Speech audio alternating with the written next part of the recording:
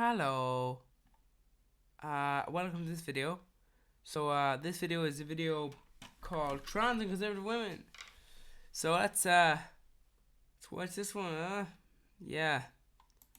Let's invite Jacques. Let's not invite Jacques. Whoa. Bit of a dick, isn't it? Sure, he struggles on conference calls, but he's such a dedicated employee. You're right. Just working hard, eh?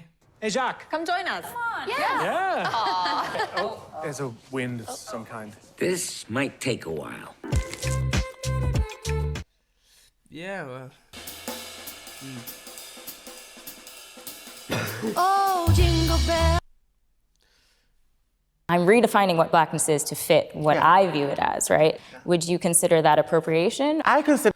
Well, the thing is, and this is just the thing, is that you can't really redefine certain things, and other things are what you might call you were just wrong, as in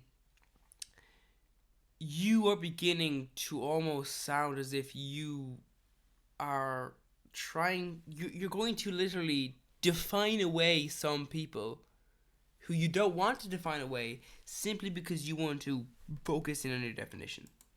Consider that dodging, and I consider that comparing apples to oranges because race and gender identity are two separate different. Yeah, it's like, so your brain and your melon. Things. That seems like, wow, some of those things are a bit yeah.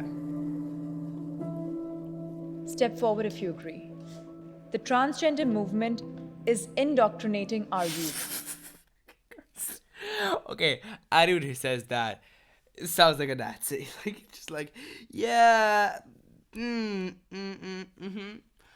By the way, one thing I would ask is, if you're doing this, are you religious?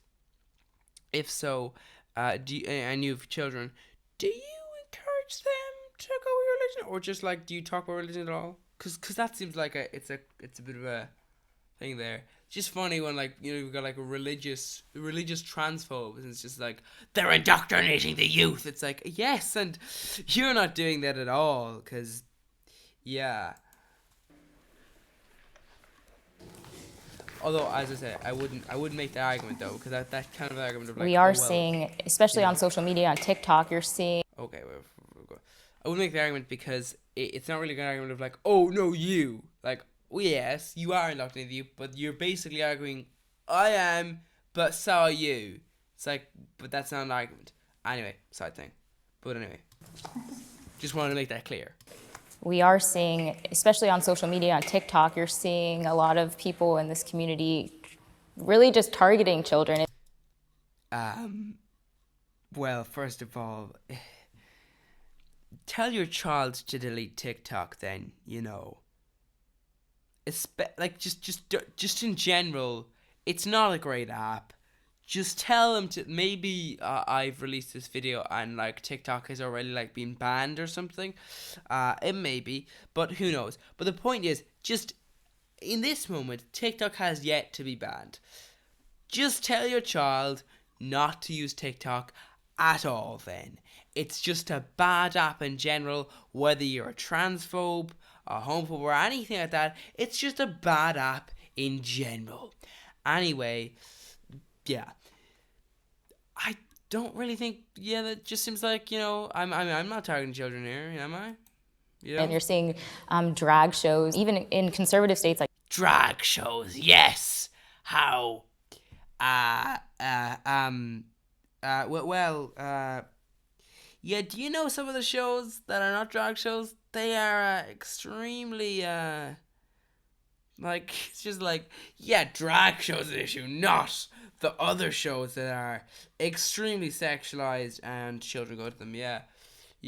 Those other shows, no, ignore them. Texas, and Oh, you don't like your precious Texas, your little, you know. Yeah, well, you know, it's okay. Just because that's literally like the state people think of when they think of like conservatives Americans still wanting to have slavery and like you're super racist, doesn't mean Like you can't just you can just pick another state, you know. And even just media, movies, like it seems like everything seems to be targeted. Yeah, everything, you know, like like there's not one movie where there isn't something being targeted. Like, but also that's not true though.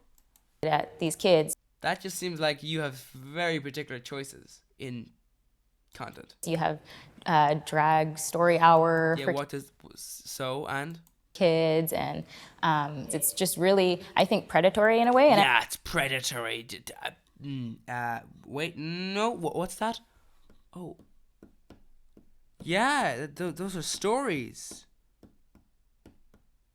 The only thing I can see is predatory is maybe the stories that you're reading, like maybe, you know, if they're like kind of like very like Nazi like, or you know, that way. But I'm not saying every trans person is doing this, but as yeah, well, good, because that would make no sense. That would literally be like a conspiracy. Like, no, I know, but it's a secret. They're secretly in two places at once. Yes, every single trans person is going and putting on a drag show. That's why there's so many of them. You know, as a whole, there does seem to be a route that they're taking to get to the kids. When you hear Blue's Clues playing in the next room, and then you hear the Gay Parade song, Blue's Clues, you're not expecting to be talking to the children about that. It really makes you... Okay, that, yeah, you really come off as a particular person, you know? A particular person which, well, yeah, would be very comfortable in a certain period of 20th century Germany. You wonder, are they really coming for the children? And I think we Wow, my God, she's just going out with it. Ooh. see in our population now the rate of young children who are identifying as transgender, non-binary is skyrocketing, and I think there's... Okay, yeah, that answers a lot, actually. Also, you know, now this might come as a shock to you, but one of the things is that, like, if you're part of like a group which is discriminated against, you know, but you can't exactly hide it, then you wouldn't always understand when people are part of a group that you can't always see, and they can't hide it. For example, if you are a transgender woman, and you know, are there, you could go through life without being discriminated as long as you do not tell a single soul about yourself. The only issue with that is that means living not as you want to be, and not as in like a sham for the whole of your life. You know, that's what that means. Now, of course, that's not great, is it? You can choose between being discriminated against and living your life, and then obviously back in the day, just not at all. Or you can choose between, you know, not being who you are, pretending to be something else. You know, so if you're a trans woman, pretending that pretending to be cisgender, basically. You know, to hide, because you have to hide it because people will discriminate against you. So if you are a child or like a young person and you see the acceptance increasing, you are more likely to go, I'm going to come out, I'm going to tell people who I am, and I'm going to be myself, you know, and I'm going to express myself, and this is what I'm going to do. That will cause the rate of people to jump up. So if this person's like, you know, There's something to be said for people who are truly experiencing gender dysphoria, which we recognize exists, and those who are experiencing what is now going to be called, or in the future going to be called, this social contagion gender dysphoria. Okay. Is this the bullshit one? Is this the one? I forget, what was the one which was like, that's Rapid, isn't it? Where it's like, we asked a bunch of transphobic parents, and they said this. Conclusive scientific study of transgender people based off of their bigoted parents. And not them. Yeah. Science. Whoop, whoop. That's... dysphoria, where they're being exposed to it on social media or in school or Yeah, I've been exposed to transgender people in school. Guess what? I am cisgender though. Would you look at that? I've been exposed, as you call it, to it. But what I've done there is that I've learned about it. So I've accepted the people. Yeah, you know, like that's what's happened there. It's called education, you idiot. mom and dad are having a conversation about it with children, and children are now starting to develop gender confusion. Or even babies, right? No, children are not really. As I said, I have never really been, because I'm cisgender. That's the thing, you know. Like, I support trans people, but I myself am not transgender, if you know what I mean. People who are being born, they don't have to put the gender on the birth certificate, and they're saying you can choose whatever you want to be. Well, that's the point. It's because, and I don't mean to be mean here, but you are completely ignorant. You are an ignorant piece of manure, basically, when it comes to that other person. Now, yes, you can roll the dice and just go, okay, these are your visual sexual organs. Obviously, there are sexual organs inside you that, you know, you can find out what they look like, but hopefully you won't be doing that. You know, and you can just go, well, this is what they look like, this is what they match you, and boom, this is the thing. And yeah, you know, for a large portion of the time, you'll be right. The problem is, rolling the dice doesn't really work as a thing where like, I'm right because I'm smart, I got the knowledge. No, it's just like, you guessed, and the probability was you were right. And yeah, in this case, you are. But like, you know, you can't do that every time. So isn't it better to just go, maybe we shouldn't ask the person, just like, let's roll the dice, see? Ooh, maybe it'll be right, maybe it'll be wrong. Ooh! I'm going with that one, yeah. Yeah. So let's just look. Maybe that way. We'll have to find, because they can't speak to me just yet. So we'll have to find out when they're able to talk, and then later on. But yeah, for now, we'll just give them this. That's basically the point. Which is, why do that? Why not instead just wait until the person who actually would know can tell you? You know. Like, that's so dangerous. How? It's like, yeah, I mean, that's so dangerous. Because famously, it's such a good thing to be defined as a gender, because you get treated worse about 50% of the time. That's great. Oh, yeah, no, though. That seems like a bad thing, actually. And even lying to them, saying like, oh, if we put you on hormone blockers at this age, it won't do anything to your puberty.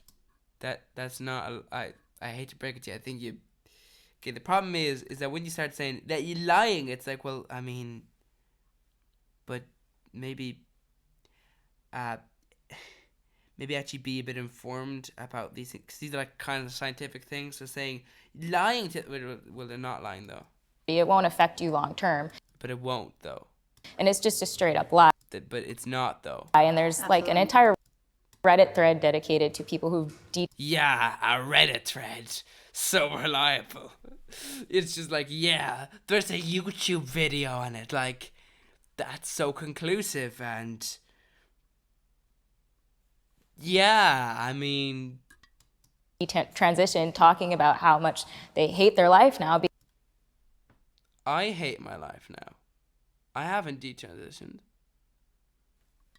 Life is miserable for a lot of people, and it can only get worse for a lot of people. You know? It can get worse for me, you know? It probably will. it probably will get significantly worse. You know?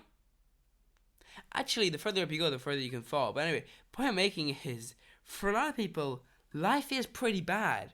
Now, it's not as bad as it could be, very much so, but it's still pretty bad, you know? So, like, totally goes down with like, yeah, and they just talk about how they hate their life. Yeah, I do. I've never done transition though. You know? Because they transitioned as a child and now they amputated off healthy body parts and are miserable.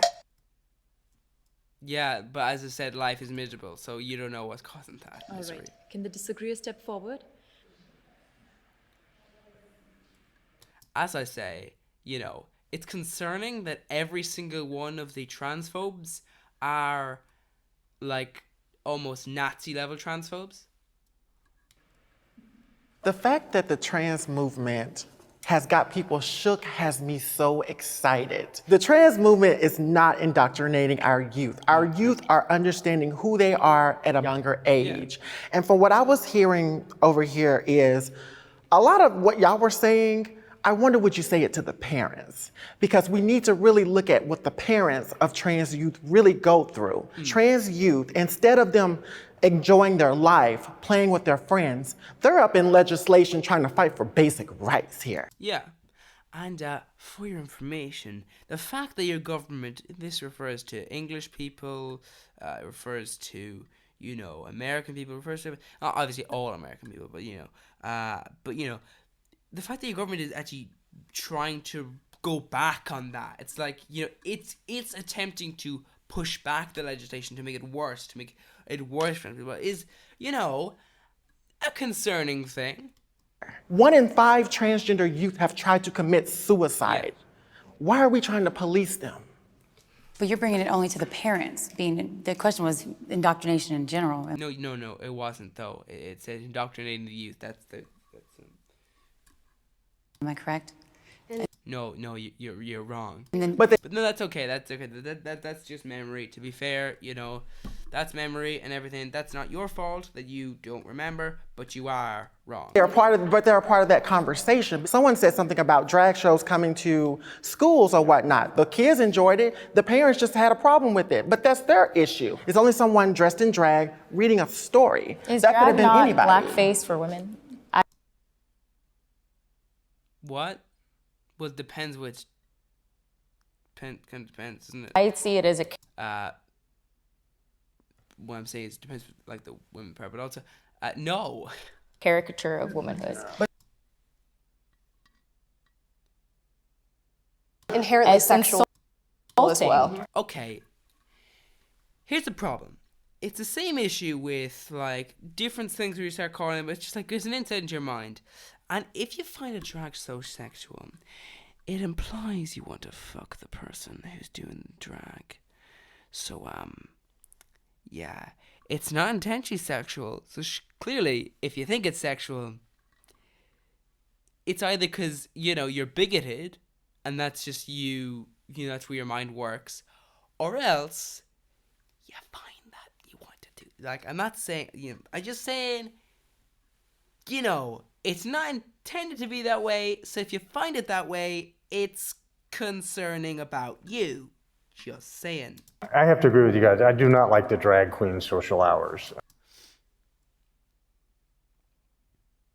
I personally, as a trans person, didn't ever go to a drag show until I was about 40. I'm not for the sexualization of kids. Why are we teaching? Why are we not letting kids be kids and bringing sex into their lives so early? I think In which way though? it's predatory in general to talk about sex with children. Yeah. Well, at what age? Because at a certain point, some of them will do certain things. Straight sex, any kind of sex. Who's teaching sex to 3rd grade children? I really want to know. Have you looked at the California curriculum for sex education? You need to.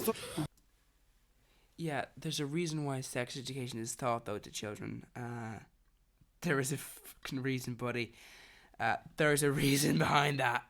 I know that when I was in preschool, I got my first crush on a boy, because to me at the time, he was in kindergarten, he looked like Prince Eric from Little Mermaid. Yeah, Little Mermaid. Disney films are weird. I don't think like fucking him ever crossed my mind. Yeah. Well, you know, that's you, isn't it? Just to make it clear, not me either.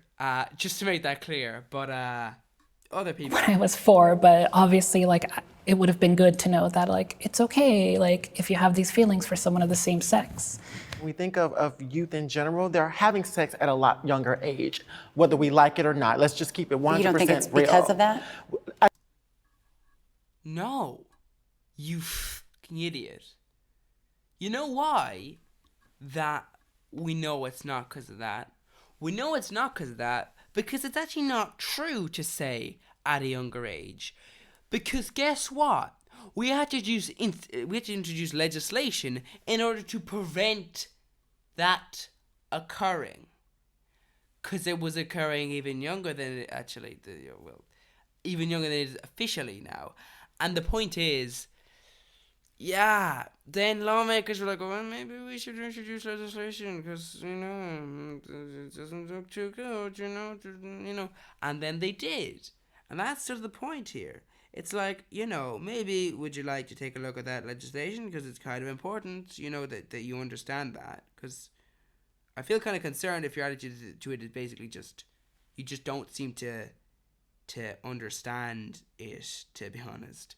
That legislation was introduced in order to, like, prevent this at a much younger age than it is now. A lot younger age, whether we like it or not. Let's just keep it 100% real. You don't think it's because of that? No, you fucking I do not think it's because of that. It starts at home with parents teaching their children, because one or two parents teaching their children isn't a great idea. That's why we have sex education in schools. things are going to happen. Either you teach your children or the world is going to teach your kids. That's the reality of it. The point is that's the reason why people at schools are teaching it. They are learning about it at younger ages from some adult or even their peers who learned about it from adults. Or from other peers.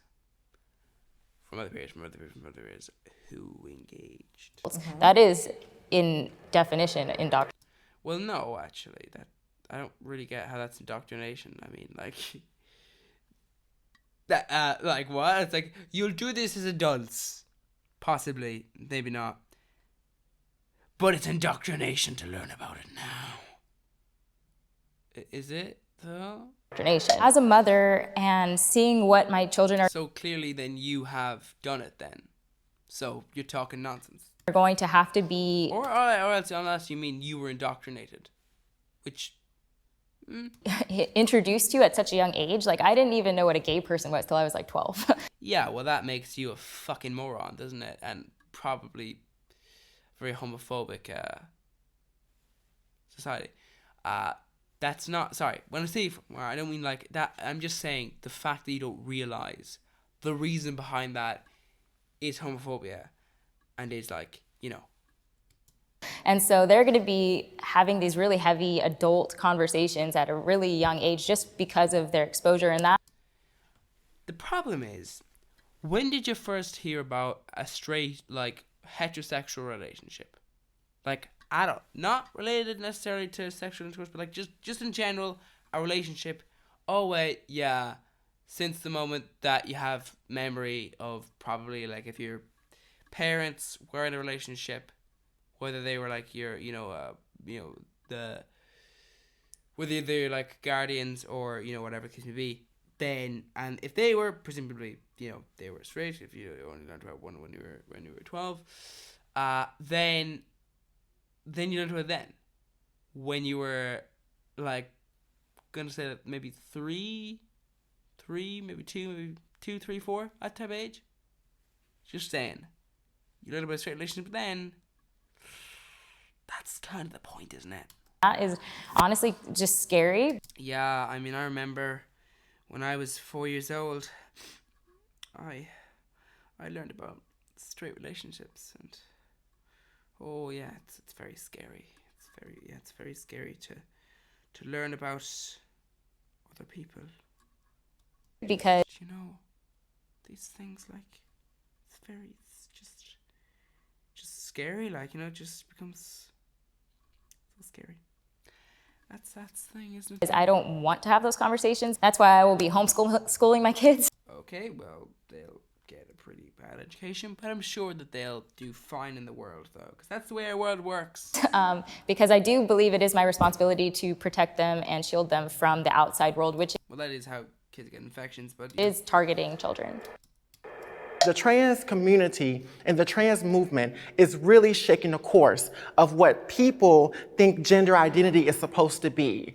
So in one sentence, you're saying that you guys are not responsible for the indoctrination that's currently happening what indoctrination? with Absolutely children. not. And in the second sentence, you are saying we are shook by the fact that you are responsible for it. No, you are shook that the What? Wait, what did she say? Second sentence, you are saying we are shook by the fact that you are. But no, you've just used we and you. You can't move between, like, the persons, you know, like first person, second person. Like, we are shook and then you are. That would mean you as in you. Do you understand? You now, that's like, that's interesting psychology, actually. Because they'd have, like, we are shooked. Oh my! Oh my, this is a little Nazi from PragerU talking. Oh. That's currently happening with Absolutely children. not. And in the second sentence, you are saying So she goes, you were saying to we are shook what she thinks. by the fact that you are. That's actually funny. That's funny. She couldn't even go into the mind of someone from the opposite perspective of like, you know, someone who isn't a complete fucking bigot. You know, she couldn't even go to the mind of someone who isn't a bigot. So she goes into her own mind after saying you That's are currently saying. happening with Absolutely children. not. And in the Which is second like- sentence, you are saying we are shook by the fact that you are That's funny. responsible for it. That's actually kind of funny, actually. You are shook at the fact that the trans movement has become what it is. And a movement that influences people all powerful- over the world, and particularly children. And we see it in the fact that the number of young people identifying as transgender, non-binary, gender fluid, genderqueer is skyrocketing. As I said already, that's because with acceptance comes greater amount of people. Because if you are from the perspective of, okay, are you going, if you are a person, are you going to come out as, you know, anything that you know is different from what people see you as? Are you going to come out as that if there is discrimination? Okay, maybe if there's a certain amount of discrimination, but not as much. But if there's the less discrimination there is, or well, you know, less perceived discrimination there is, the more people will go, you know what, I will. You know, I know there might be there'll still be some people who will hate me and all this, but like, I'm going to do it. Now, obviously, sometimes I've pointed to the fact that there is actually, in my opinion, more discrimination and more bigoted people than actually appears. Because as far as I can tell, the majority of like relatively young people are very bad people when it comes to this. And just a lot of cases, this is the issue, which is like it's this false impression of equality, of opinion, and this is sort of the point, which is why, like, how exactly can someone like Ron DeSantis get into power? Like that's an actual full-on homophobe. By voting for Ron DeSantis, you are saying you want to vote for that. And what the interesting part with America is, because the Democrats and Republicans are not really different. It's the Republicans are like just fascist mixed in with conservative. It means that it's not even like, oh, but I don't want to vote the Democrat. But the Democrat is the same as Republican, just less homophobic. You know? So just vote Democrat. You don't want to vote for homophobe. Every single person who voted for Ron DeSantis is effectively saying they support that. That is your message. Which means that So, yes, maybe people, you know, might rethink that if they knew the true levels of hatred, but, you know, the point is, with the increased view that there's less hatred going on, there will be an increase in people who are, women. Children are being exposed to these ideas, and it's certainly coming from institutions like the media. She's the one that works at PragerU, right? That's like Hollywood, like our yeah, Hollywood, the ones famous for their, equality messages. Public institutions and schools. So to say that that is not happening, or to deny that that is the reality, negates the numbers that we're seeing. What I would say is that the idea that there is a single transgender movement and ideology is disingenuous, and that at its core, being transgender is about separating sex from sex roles and gender roles that are compulsory. Do you think that children should be able to transition medically? No. Well, depends on you medically. Home rockers, yeah. I think No. it just really depends on each individual situation. They should be able to make the best medical decision for them. I am comfortable sharing bathrooms with the other side. Also, it depends what you mean by children, because technically, children can journey past the legal age for adult, but also it can end before the legal age for adult. So 18 is a midpoint, So a child of 16 could technically be as much of an adult as they will be, So it's well, then they're still legally considered a child, but also they basically are an adult, if you know what I mean. Sorry. I am comfortable sharing bathrooms with the other side. Wait, sorry, what? This question seems very slanted. I'm comfortable. Well, I mean, for them to say no, that would be, transphobia, because there's no real reason not to. And for them, that would be outright no, because of your transphobia, you wouldn't know what you'd do there. You wouldn't know if you'd be abusive or something like that. Side. Oh, I am not endorsing Heineken. Just make that clear. Yes, I feel comfortable. Safe? That might be a different question, but... Sorry, what? It's I'd feel comfortable, but I'd feel unsafe. I've never been in a place where I feel unsafe, but comfortable. It's it's nice and warm here. I think I might be murdered. It's I don't think that's that's you for maybe you should go to a therapist to work that out. Comfortable? Yes, I feel comfortable. What I think the bathroom issue opens up is an issue of predatory men taking advantage of the opening. That now they could walk into a women's bathroom or a women's locker room, as we've seen happen in instances like here in Los Angeles at We Spa. And they go into a women's space, they expose themselves to the women. Which is illegal. That person has just broken a law. So yes. Do you understand that they've just broken the law? Also, have you noticed the fact that that happens anyway? Because the thing is, they're going there to break the law. They're hardly going to, care about other laws to begin with, but also even just rules. You can't go into they're going in there to break the law. Pretty disgusting of them to do that. But the point is, they aren't going to be deterred by anything. And then they say, well, I'm a trans woman and you've opened up this space for me. Well, I mean, if they're exposing themselves to you, that is against the law. I don't really see what difference that would make.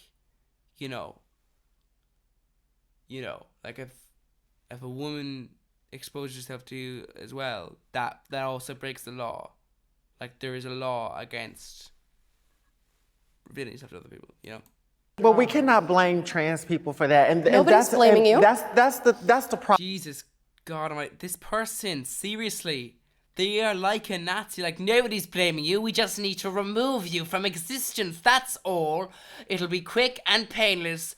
This is not personal. It's like, what the fuck?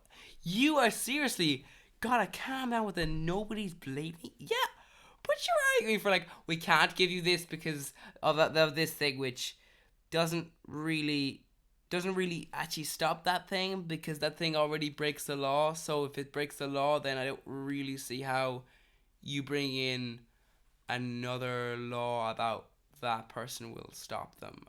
You know, all that does is just hurt trans people. Problem right here.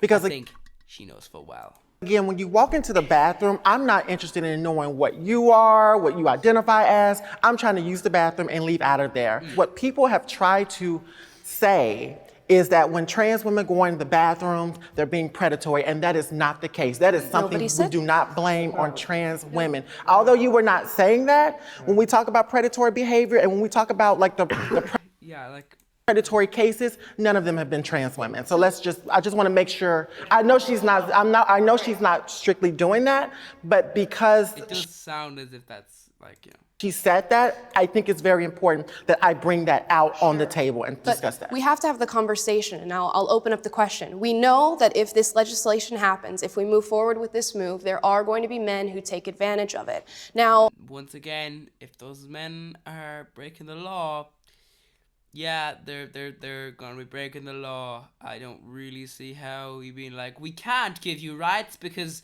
if we do, these people will use it to break the law, at which they were breaking anyway. So yeah, and before they weren't really breaking the law. So yeah. I want to ask you, is your comfort as far as going to the bathroom more important than the female women that will be victimized by this? Who said female women will be victimized by this? They will, and they have. No, you're only assuming. No, the point is, though, is that there will be victims if you are a transphobe and every single thing in your world is designed to oppress trans people, or not. Because if it is a man who's going in there to break the law, then yeah, I don't think they're going to care about other stuff because they're going in there to break the law. And clearly, they either do not care about the law or they just know they won't be punished for the law they're breaking. You know, that's just the thing there, you know. But the reality of it is, again... Well, you are assuming, though. When people... Like, you're not even assuming, you're just wrong. People are going into the restroom. When people are only going into the restroom, they're only focused on doing one or two things, and that's using the restroom. Yeah, But you didn't answer the question. Is your comfort more important? No, but the point is, she said that what she said, though, to you is that, you know, it's not a thing. Than the female people who could be victimized by this. But she's saying they won't be victimized by this. They would have been victimized anyway. That's the point. See? Do you understand? You understand why you're being ignorant, right? Okay, so let me help her answer the question. Which one do you think I'm going to get the shit kicked out of me in? It wasn't the women's restroom. The issue that you're bringing up, first of all, is our... I mean, that might have something to do with, you know, men. Like, if Gina is going into a man's bathroom, Gina's not supposed to be there. And, you know, what I'm saying is, if you're like if you're a trans man, you know, it might be probably the other way around, you know? So, I'm just saying probably just typically the way, you know, men act, which is to beat people up. Already violating a whole bunch of laws. Okay? If somebody's exposing themselves in a bathroom, that's a whole different environment. Yeah, that's the point. Yeah, she's right. Like, that's the point. Like, that's the point. They have broken the law in that case. rather than just letting trans people in. In California, it's right now 100% legal for trans people to go use the bathroom of their choice. So I don't know what law you're talking about. You're asking this question as if I would not stand up for cis women that were in the restroom, and that's not the case. Nice dodge there. No but dodging. The reality of it is, Yeah, this is the one for PragerU. You're a little liar. Come on, like you know you're a liar. is one thing I'm noticing is we're reducing a lot of these particular conversations to genitalia, and it's not about genitalia. It's about safety. Yeah, her concern is the possibility of predation, and that's still a probability. It doesn't matter if trans people are using the restroom or not. Yeah, Jean's right. Yeah, she's right. But what you're concerned about is that you're possibly that people feel more emboldened to put on women's clothes and go into the bathroom. But they're still violating the law all over the place if that's the purpose that they're going in for. Like until the only rule that they will be breaking is going into the bathroom, then it doesn't matter. And if you've got a problem in which there are no rules they're breaking except that they're going into the bathroom, well then maybe write some other laws. Because it's concerning if they're doing something that's not morally okay in the bathroom and that's the only law you have. Yeah, guys, I mean, like, they shouldn't be in there, so we can't remove that law. That's the only one stopping all the other ones from going in there. Wait, no. How about you put some more laws in then? Because you certainly should. And the thing is, there are. And I would argue, if you've got an issue, put some laws other than that. Yeah, so I didn't step forward because, and I know in today's age this is going to sound very radical, and but I don't agree with the whole transgender ideology. Ideology? And so for me, it's encouraging. Yes, you are just a bigot and an idiot. Something that is based in what I feel is delusion, and so I don't think that. Oh, would you look at that? Looks like you are just a fucking idiot. It's delusion, and I'm not delusional about anything. Being a conservative, yeah, sure, yep. Keep talking, yeah. Keep talking to yourself. That we should be encouraging that by allowing men into women's. No. Sorry, no. No, I don't think you heard the discussion. The point was that this wouldn't really be doing that because you wouldn't be allowing men, you'd be allowing trans women. Like restrooms. I don't think you're doing. Hey, I just met you, and this is crazy. So call me maybe. I mean, I think it's good that Extra is able to go with it. The next sale. At least 50% off all next sale items. The next sale. I'm not going to buy anything next, come on. But the point is, like, inherently, though, you have to look at the hiring practices. You have to look at these companies actually, because, advertising, it looks good at the first, but then you go, oh, actually, no, you're actually not good at all. It's just, paint. I think that if that's the case, that to some extent all gender is delusion. If we're looking at historically anywhere from, midwives after the enclosure of the commons in the 1400s, having their whole trade affected, or Brewsters having their trade affected, and now we don't think of women as, Brewsters, or that creating beer is a womanly thing. These all came from social conditions. These all came, a lot of gender, regardless of biological sex, it didn't naturally flow out of our genitals, and it was we're like, this is how my genitals are, so this is how my gender is going to be. That didn't happen. That's not. Yeah, also, it'd be a bit weird to be like, yeah, and how do you know that person's genitalia? Because no one knows.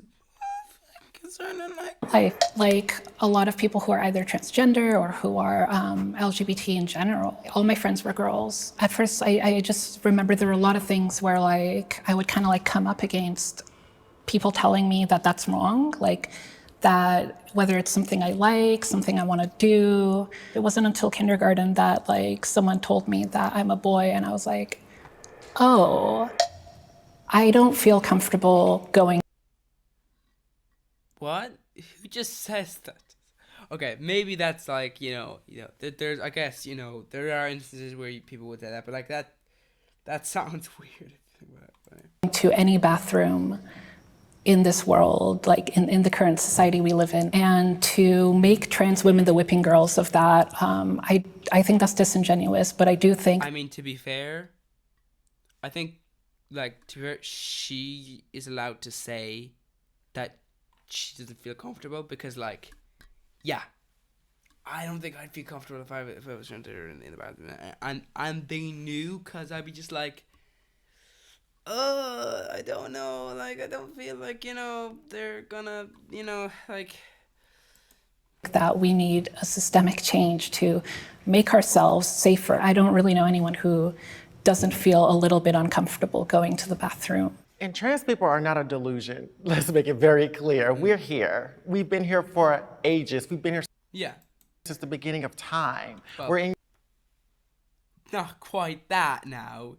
Human beings have not been here since the beginning of time. Human beings are fairly recent and about to go, to be honest. Well, maybe not completely, but about to dramatically collapse in numbers.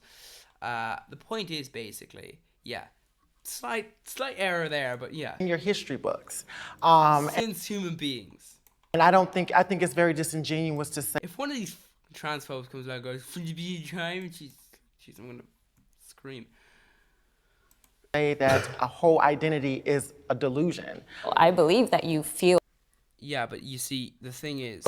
like women. That's not what I'm saying. I'm saying there is an objective truth, and I don't believe... Yeah, but see, you're wrong. That's just the thing. That's just a fact. Even his truth, her truth, their truth, my truth. Like, there is truth, and... And you're wrong. Who defined that truth? And, like, it's already defined. And already defined. Don't look at who defined it now. Don't be looking at that. And I, as a Christian, I believe God is the one who... Oh, okay. Well, you might want to look at your religion because, if you're a Christian, other religions might be okay with you being a conservative, but if you're a Christian, not so much. But anyway.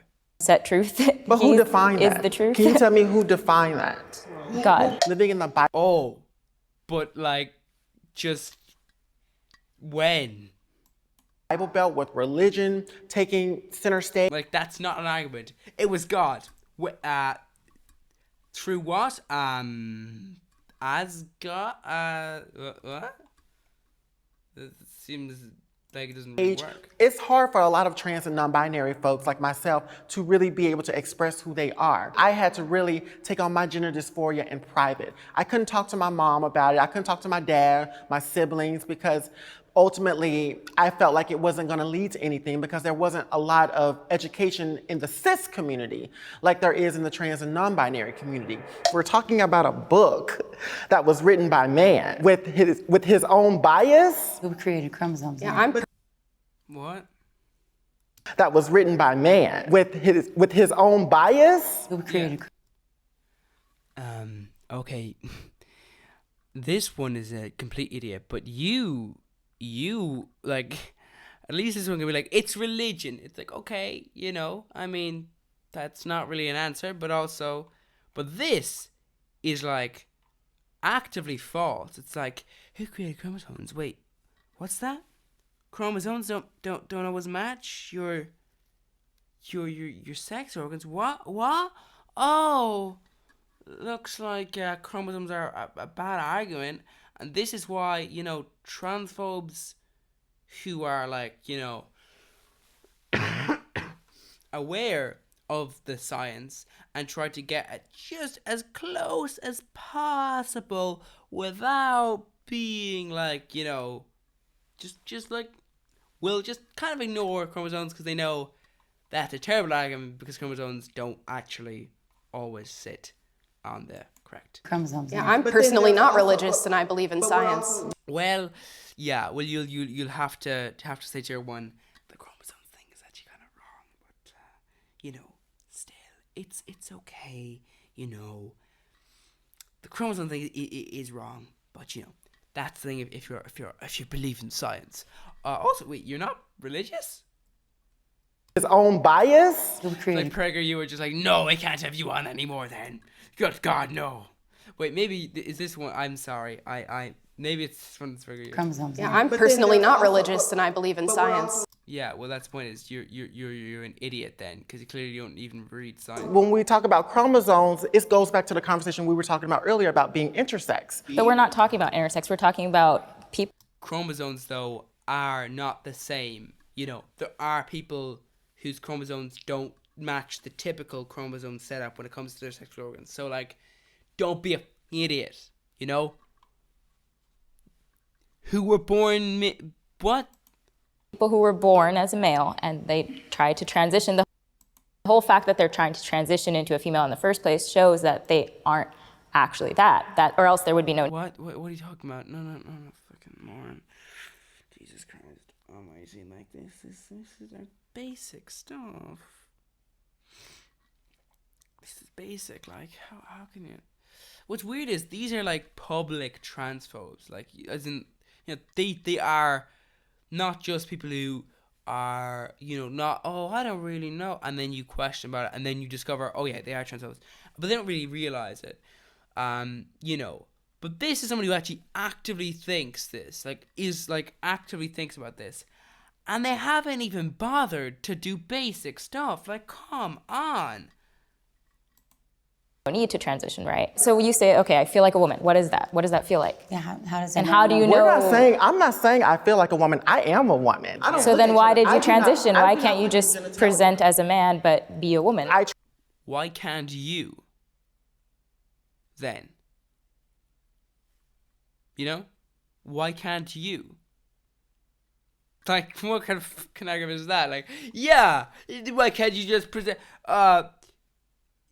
but no, I don't have to do that. Transition so I could be who I was. Yeah. I did not feel like I was the person that I identified with when I was born. So I took the steps to align my outside body with how I feel on the inside. What makes you stand up every day and make you identify as a woman? Let me challenge you on that. I am a woman, and I don't like being called a cis woman because I'm not a cis woman.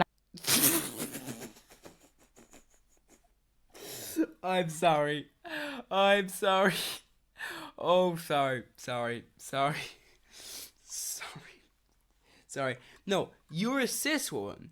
Even if being trans didn't exist, you'd still be a cis woman.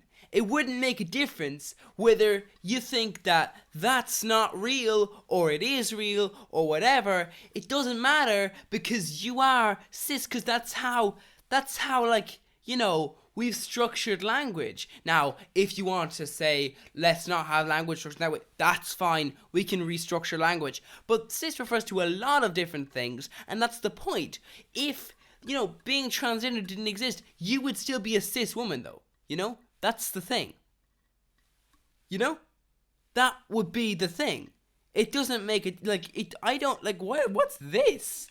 As a woman. Let me challenge you on that. I am a woman, and I don't like being called a cis woman because I'm not a cis woman. Like one thing is like, oh, I don't like it. Like, okay, I guess, you know, you don't like, you know, being defining because, you know, you don't think these people exist. So, you know, you're a transphobe. So you don't think. Okay, that's okay. You know, you're a bigot. You're hateful and everything. But you know. But then. As a woman. Let me challenge you on that. I am a woman, and I don't like being called a cis woman because I'm not a cis. But you are, though. Cis woman, I'm a woman. I'm not. But that's what a birthing person. I'm a mother. So get mad at the terminology. What you mean, and not a birthing? What the fuck? You can be a cis woman and not be able to give birth. You know, that's a thing. Not at trans people. It's your new terminology. But That's not new. That's not new. This is what I notice a lot of cis women. It's like, you're the person who's like, I'm not religious, but I like... How the fuck do you not know this? Women do. The terminology has been around for so long. Yeah, Cis is a she's right. prefix. Cis right. means same. She's right. Instead of getting mad at trans and non-binary people for using updated terminology, get mad at Webster. You're not going along with the times and being educated on the different pronouns. That's the thing, though. It's like, but no, even trans has been used for other things. So it's not even like, you know, that's the point, though. It's like, when you're talking in science, some things are not, you can't just call, it's not like... And the different identities. You have to admit, some of the pronouns are kind of ridiculous. I mean, oh my God, this is gonna be... to be, with all due respect, I mean, I'm sure you have to agree some of the pronouns that I don't people think use. they're ridiculous. I think they're very Can you give an example? expansive. Trans and non-binary people just want you to respect their chosen pronoun. We are not trying to force pronouns Yeah, expensive, yeah. That's... on you. Just I mean, that's kind of, you know, that's life, though, isn't it? understand that the terminology is going to continue to grow. You know, what I'm saying is it's not good. It's not how it should be. It's not how society should be structured. If you're willing to educate yourself and understand, then you've got it. The ability to give birth is a woman's greatest strength. Well, I hope to God no one sits down for that one, because that would be a fuck you to every single woman who can't give birth, you know, because of like certain things like complications and stuff like that. It's like, do you really want to go down that route? This, I feel like either Jubilee is just stupid, and they're transphobic, or else this is a nice little trap. Cause if, is no one gonna go? Can they disagree? Oh, nice one. These, I thought your one was very stupid, and also your one was kind of just like not really deliberately sort of like ignoring stuff. And your one was a bit like, I don't know. But, you know, obviously, you know, they're intelligent enough to realize that. But like, oh, they're smart enough. They're in the game long enough to realize that's a trap. Rhea, step forward. I feel like, you know, that was interesting to me. So they're in there long enough to realize it's a trap. Clearly they've learned.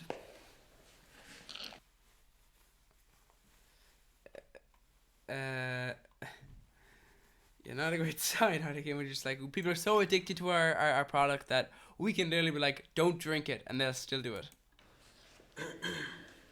I'm not able to have children.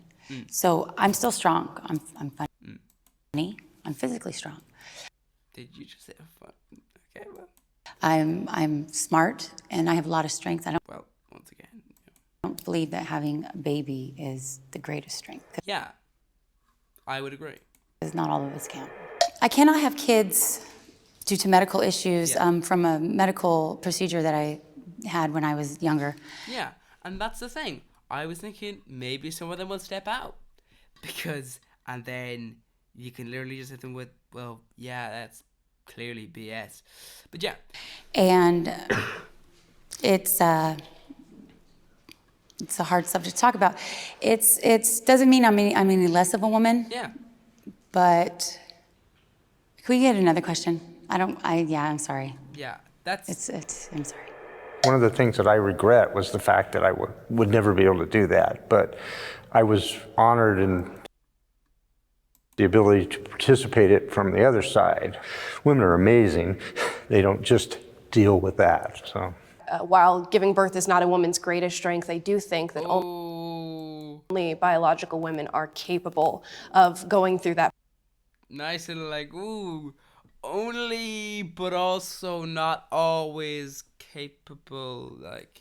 Process and bringing life into the world. I need to push back on that because we're also forgetting that trans men and trans masculine people can also give birth as well. Yeah. And I don't think it's like, you know, it's fair to just set it on one group. That's the thing, though. I think it is always, says that just biological women have that power to just give birth. And we have to be very clear when we look at the nuances of birth. Also, in the modern age, you know, technically speaking, like, I mean, who knows? You know, maybe, you know, in the future, human babies will be able to just be labbed. I recognize that there are people who have different identities. There are biological women who identify as men and then go on to give birth. I would argue, however, that those people are still biological women. And I know that is something that can offend many, but that stands as my belief. So the correct term is actually cisgendered woman. Cis means same. It means that you identify with the birth that you were assigned. And so, you know, I just really, really wish that we would kind of be a little bit more mutable to. See, the thing is, the one thing about cis is that it's absolutely hilarious when someone goes, I'm not a cis, you know, whatever, you know, their gender is. I'm a thing. I did like, but you are. Look, obviously, when I'm talking about a cis person in that case, you know, it's like that. That's the thing.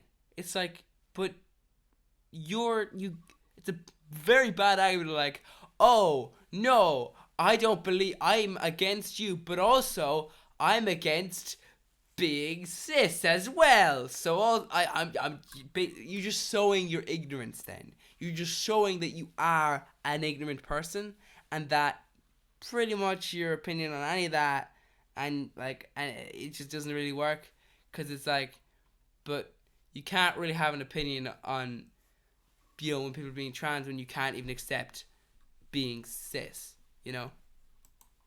The terminology, because I think that's what really is going to open up that dialogue and that discussion. If I may, I think the crux of the conversation kind of comes back to, are trans women women? And yes. I think if we don't agree there, it's going to be very difficult to kind of keep the Yeah, well, if you don't agree there, you're what's that word? Stupid, yeah. Conversation going, or even agree on the points that you guys are talking about, because if we don't believe that trans women are women, then the conversation kind of ends there in terms of whether they're like men can give birth or not, if that makes sense. Yeah, men give birth, yeah. I'm not sure that's the case. I feel like the ability to give birth is not like the end-all be-all of a woman's life. Yeah, and it's very concerning if you think it is, because it's like, yeah, I have a feeling as if you're gonna Like meaning and life and herself and her personality. And I think that if you can acknowledge that, I would also then maybe challenge the idea that womanhood, as opposed to like a female sex, like womanhood is a consistent thing that has always been one way. So how would you define womanhood?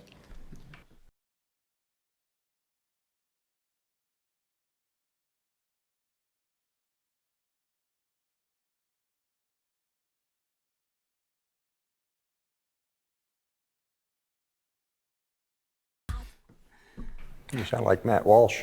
It's a good question. Oh, good insult. Yeah, he's a fucking weirdo, isn't he? You sound like Matt Walsh.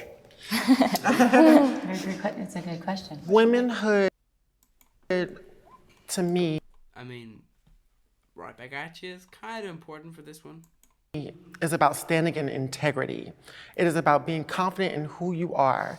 And me as a Black trans woman should not be a threat to you. And what I... Well, as yes, but, you know. I mean... I see from a lot of cisgender women is they're trying to deem what womanhood is supposed to look like. I have my own perspective of womanhood. We can coexist in the same world, but the reality is we get so stuck on parts. Having a vagina is not the only thing that makes you a woman. Yeah. I'm sorry. It takes that's the point, though. It's like... integrity, it takes courage, it takes lifting other women up. It takes those things to begin to defy womanhood, and there's so many other different... I mean, the point is, though, is that at the end of the day, you know, like once you start like this, the issue like transphobes have, which is once you start defining these things, you begin to just like cut out cis women. So then you have to boil it down to things that all cis women have. But then it's like, well, there are very few things that every single cis woman has that no even in that case, like that the majority wouldn't have. You know what I mean? So it's like it gets complicated there, because if you're a transphobe and you're trying to find, well, you're going to find it complicated, because you're going to find it an issue, because inherently, yeah, that's the point. There is a very diverse Different range. things. Can I ask you a question? Sure. Okay, so if I were a white person and I said blackness is about integrity and courage and kind of the same thing that you used to define womanhood, and then I said I want to transition into a black person and I'm white, and I'm Well, has being black got anything to do with the mind, or is it to do with melanin and skin tones and that thing? Obviously, I'm not talking about like community. I'm not talking about like, I'm talking about just in general the, you know, being a person, you know, rather than being a member. Like, you know, there's a difference obviously. But what I'm saying is inherently then that's not the same, is it? You know, that's sort of the point. It's why racism is so stupid. It's because there isn't actually a difference between people. Now, what's happened is because of racism, because of discrimination, what's occurred is that there is a, you know, oftentimes in countries like America, there is a sort of a community sort of difference because of that, and that has created a identity around it, and that's sort of the point. But when you have that, because like, you know, obviously if you've got a history of this, when you've got a history of racism, a history of discrimination, that's going to lead to there will be differences, but that's as a community. But if you just take an individual person and you just say, well, what's the difference between them? Well, the difference is color of skin, that's it, you know? That's, you know, what if you say but that's, you're talking about a completely different thing though there, you know? You are, and like, because the thing is a difference when it comes to the mind? Not really, no. You know, there's not, no. redefining what blackness is to fit what I view it as, right? There's no objective reality of what blackness is. Well, there is, though. Would you consider that appropriation? I mean, you could argue if you start going down the, like, melanin, like, the skin tone, at what point do you consider someone white? You know, at that, you can be arguing at that point, that sort of idea. But obviously, that's not quite the case when you're talking about just, you know. Or do you think that's something I should be allowed to do? I consider that dodging, and I consider that comparing apples to oranges, because race and gender identity are two separate different things. Yeah, like you just sort of don't, it's not really a thing, because it's like, because when we look at race, we have to look at many. Well, the point is though, when it comes down to it, anyway, it isn't really racist. Does not really. It's a colloquial term in sense. Like when it comes to science, like biological science, there is one race. It is the human race. Humans only have one race. It's ethnic groups, and you are effectively just picking a difference. Now, of course, because of the, you know, discrimination, because of that, the groups have been, you know, created, people who have been putting these things, and that's, you know, that's there. But the point is, inherently, it's not actually a biological difference save skin tones, you know? And, you know, obviously, the one difference when it comes to things will be, obviously, if you put someone who's very white and someone who's not into a very, you know, where the sun is quite, he'll be the first one to contract skin cancer is the white person. So, yeah, kind of weird argument as well for, you know, just I just thought that's a little side thing, just for, you know, all you white supremacists out there. I mean, What's your take on that? The fact that you are like actively, you know, like you're actively just like if you're white, you're missing protection. Like that's the difference between a white you're missing stuff, you know. So what does that say exactly about white supremacists? That they're like, yeah, we've got less protection against the sun. Yeah. Yeah. Many different structures of like what whiteness and white supremacy looks like, Yeah. and how white supremacy can be manipulated into other things. And what happens is the closer you are in proximity to whiteness, you're able to weaponize it against other people. It reminds me a lot of Rachel Dolezal, who, you know, masqueraded as a Black woman. It really did open up many more doors of conversations around it, but it's still wrong. It's still not fair because she will still ultimately have a privilege that I, as a Black trans woman, would not begin to have. What's interesting is that we're talking about race and gender, or as we probably like to call it on our side, sex. Race actually. Well, no, though it's not though. That wouldn't be accurate though, because you're not discussing sex. So that's kind of the point. That's sort of the point. I hate to break it, but that's kind of part of the whole point.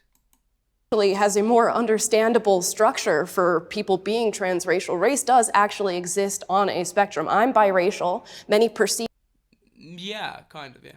me to be Black, even though I am also half white and half Black. We label people like President Obama as a Black president, even though he is as well. Race has never had binary markers. It does exist on a spectrum. Gender, however, does have binary markers. As much as... You see, the point is, what's funny about this is it's the classic sort of thing of like, you're almost getting there. You're almost getting there. You're about to get it, but you just fall. And you just don't, which is almost like sadder, because it's like you are a transphobe, you are a bigot, but also you're almost there. You almost managed it. As we try, as much as we change the way that we self-present, chromosomes are not going to change. Once again, sorry to break it to you, but chromosomes are not a good argument. The best argument, if you're a transphobe, is sex organs. And even then, you know, people are going to be intersex, so that ruins that one. Basically, no argument when it comes down to science can ever truly separate every single trans woman and every single cis woman. Because there are some trans women who will have, you know, vaginas, you know? Now, they might be intersex people, you know, who might have been assigned, you know, assigned male at birth, you know, and that's the kind of thing. It's like you do have these cases where someone is they do have female sexual organs, but they don't have the ones, well, obviously, you know, ones that you would typically use to define someone, and that's sort of the point. It's like, well, yeah, that's gonna wipe that out. Chromosomes are going to wipe a lot more out, because that people do have chromosomes that don't necessarily match the typical structure of chromosomes. So yeah, you know, this is just sort of the thing where it's like, what can you use? You can't use anything. And that's just a reality. All right, I'm going to bring up a little point here, because you talked about the binary side of gender. Well, I was born a little of both. I believe I've never had my chromosomes checked, but since I fathered 2 children, I'm assuming I have the correct male chromosomes. So I was intersexed, and there's a lot of reasons that happens, none of which are well studied or understood, but a friend of mine in the pediatric trauma world says about 1 in 150 kids come out with some degree of ambiguity in their gender. For me, that appeared as always feeling out of place. And for the first week of my life, I was in the surgical wards at, Naval Hospital in San Diego getting pieces of me cut off. So, and then they gave me testosterone for the first 11 years of my life. I wish the world were truly sexually binary. It would make it so much, but it's not. Much easier. But there is a little bit of a smear. And, you know, as a trans person, I'm a very conservative trans person. I don't see the huge gender spectrum that a lot of people in the trans community do. Do I feel better having transitioned? Yes, absolutely. I used to live in a little shell, well, very large shell, but, you know, but, Everyone's laughing. you know, now I'm, you know, much more open about who I am. You know, is that the only thing that generally defines a woman? No, I don't think that is the only thing that generally defines a woman. Right. I think there are a lot of women who may be on our side of the argument who will try to maybe invalidate your experiences by saying you can't give birth or you can't. Well, once again, as I've said already, that is not a good argument to go down. Same with the chromosomes, same with all this. Like, you're going to find an issue when you go and say, well, you're not, because this thing, and because like, well, what about this person? This person has, you know, they are cisgender, but they can't give birth. They are cisgender, but they can't have, they're not able to have a period. What's going on there? Are they not considered under your rules? Is that the case? Because inherently, you're going to run into a problem there. So, yeah. Terrible. Can't have a period. And while those things may be true, I'm sure there's a yeah, but they don't work, so lot of other different struggles that you all are going through. And yeah, I would truly believe that you probably are highly discriminated against in truly believe. I don't think you. I mean, maybe you could say you on a personal basis, like there's a possibility that you like live and work in just the most accepting place in the world and you've never received any direct discrimination upon you as an individual person. Possibly, very unlikely, but possibly. But like, as a group, yeah. I mean, I don't think it's truly believe. I think it's no. I mean, unless you have lived in some, unless like you've lived in some sort of like a weird, you know, simulation for all these years, and all that transphobia in the media and all that sort of stuff, that was all part of simulation. Actually, in this real world, it's not like that at all.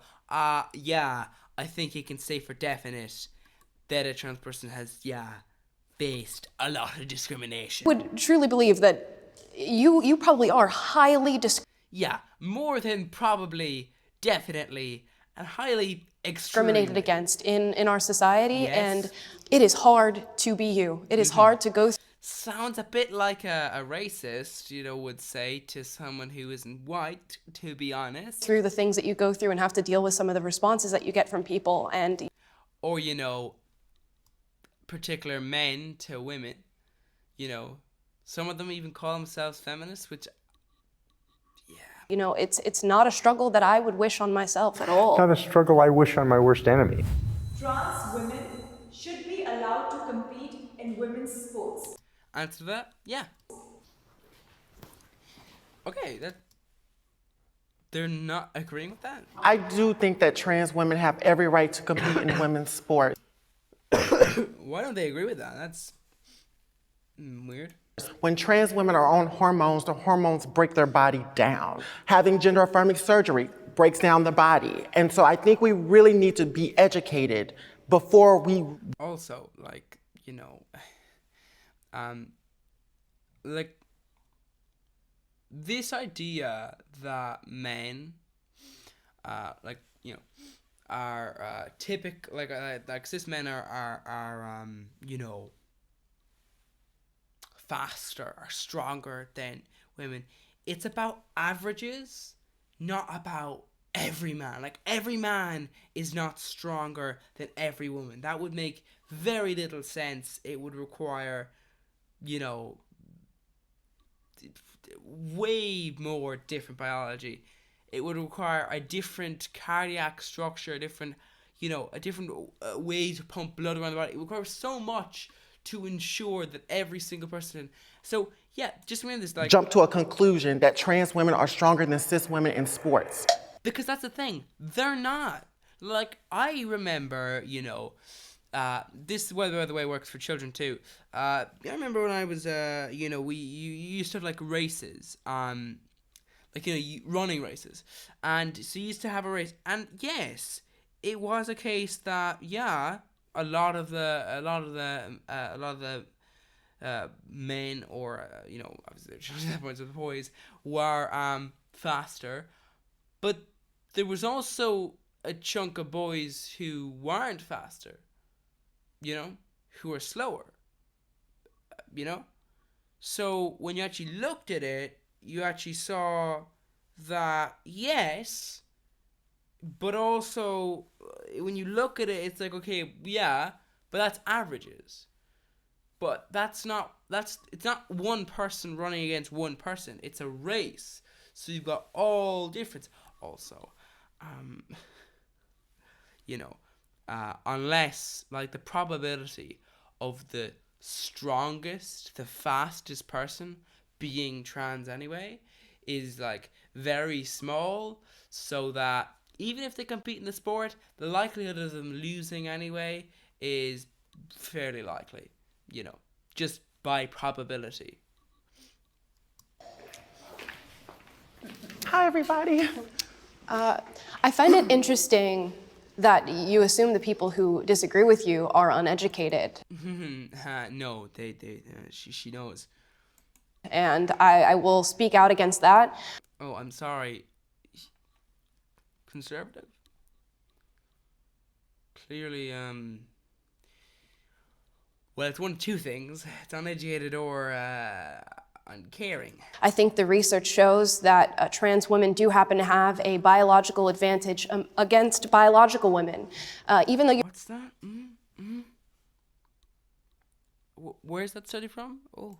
you are taking hormones, and that does start to change your body and level things out. We're talking about primarily people who have transitioned post-puberty, which means they do have male bone density, male wingspan, male hand size, feet size.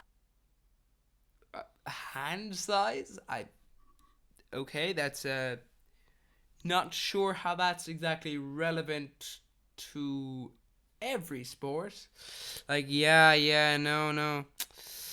So how do you feel you won your running race? Well, really, it's my hand size. My hands are massive, so that really gave me a massive competitive advantage. Just having massive hands, that's really what won me this race. Yeah, it's the No, it's size, lung capacity, all of these. Once again, lung capacity, that's dodgy because, you know,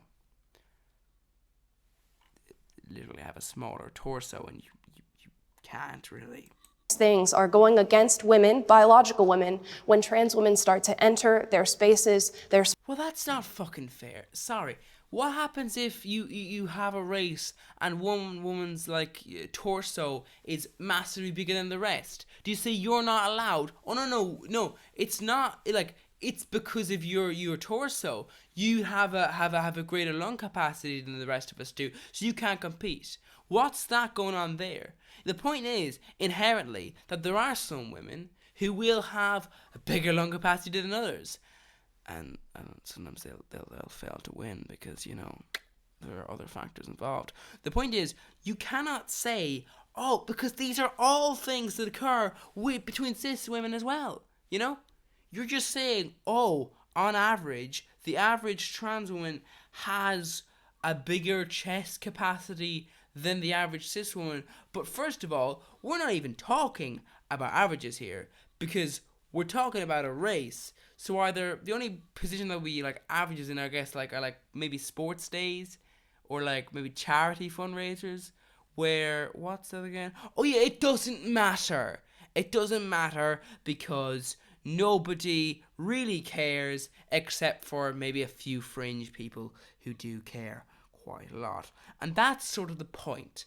The only instance where this even matters are like actual races or actual sporting events, you know. And in that case, you have to throw out averages, because you're no longer looking at averages. You're no longer looking at that. You're looking at peak performance. For example, if you're a very slow person, you're not able to run fast. You're not going to be running, most likely, although you might be, in a running race. You know. So that's sort of the point. If you're in this position that you are, just slow at running, like a lot of people are, you're not going to be running in that professional race, probably. So, in that case, you got to throw out averages. You now have to look at the top, the best possible, and look down. So let's say the best possible 50. What's the average there? And then you can't just say, okay, so let's look at the top 50 men, because it's not, though. It's trans women. So you're looking at trans, so then we have to look at that. Okay, so that's completely different. You know what I mean? You're looking at a completely different situation there. Because you're looking at, like, literally the fittest, and then you're comparing that, like, come on. Sports and compete against them. And this is really concerning for me. I think for me, it's not a question of whether or not trans women can compete in sports. It's a question of how can we change the institution of sports in this country to make it equitable and to create more opportunity for cis women, for trans women. And like that's kind of like why I wanted to actually ask you all, like, what has your relationship to sports been?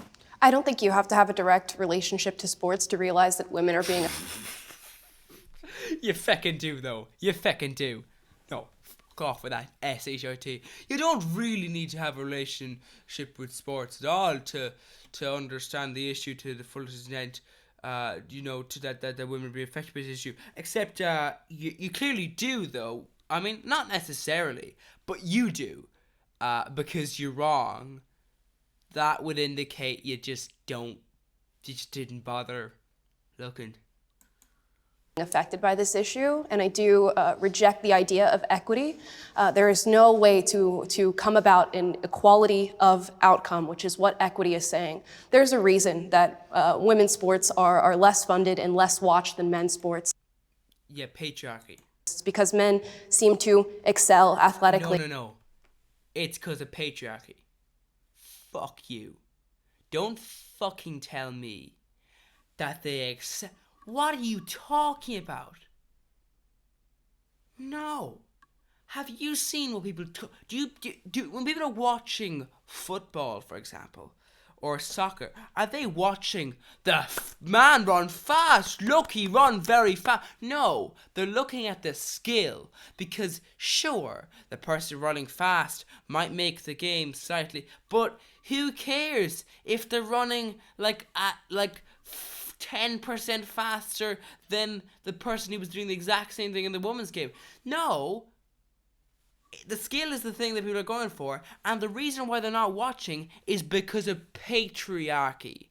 It's not because to be fair, Seam is kind of, to be fair to them, for her, that's actually a fair thing, because technically she could argue to me, well, I wasn't saying they do, I'm saying that people think they do, but obviously we both know they don't, because that is kind of BS. Because clearly it's not about athleticism, it's just about skill at the game. You can run fast, great for you. Can you kick the ball into the goals without the goalie stopping you? Oh, you can't. Okay, well, that's great. This game is 0-0. Yeah, great game, guys. You really showed how fast you are at running and how good you are at kicking balls far.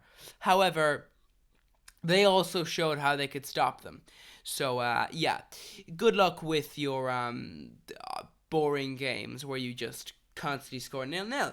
That's what would happen if you had people just look, because it's most games you could just not win. Like, you could just draw them if it would just if it was just on the no. Basically, the reason why women's sports isn't watched as much is down to patriarchy. It's down to conditioning as well. It's not on as much. If it's not on as much, it won't be watched as much, and you won't have as much history. So you need to, ingrained into people. And they seem to press the bounds of athleticism way farther than women. No, that doesn't matter though. I don't care. If nobody cares if the person is running like 20% faster, doesn't matter. No one cares if they're able to send it for a larger kick, doesn't matter. It matters if they're able to score. It matters if they're able to do that trick. It matters if they're able to do that like move where they're able to get around that person, do this, that, the other. That's what matters, because that's what actually makes a game engaging. You know, person run fast is not really going to work when the object of the game is to score, you know, or to stop others scoring. Women do. We now exist on a slippery slope. If it's okay, that sounds very close to nothing. Female sports, is it then female locker rooms? Is it then what? And female prisons, which we're now seeing becoming an issue here in California, where biological male inmates are being put in female facilities because they identify as women. We have to discuss as a society how much we give into the feelings of wanting everybody to be accepted. And well, the problem is, if you stop, you'll soon find out your little slippery slope ain't going in the way for trans people. It's going in the way for nice little Nazis, such as yourself. Your nice slippery slope. Oh, I'm sorry. No. It's going down. Your band. Oh, your band. Oh, no. We can't give you rights. We have to bring in laws to remove your rights. Oh, no. You're not allowed to do this, but you're allowed to do this. You're okay. You're not allowed to. Okay. All this.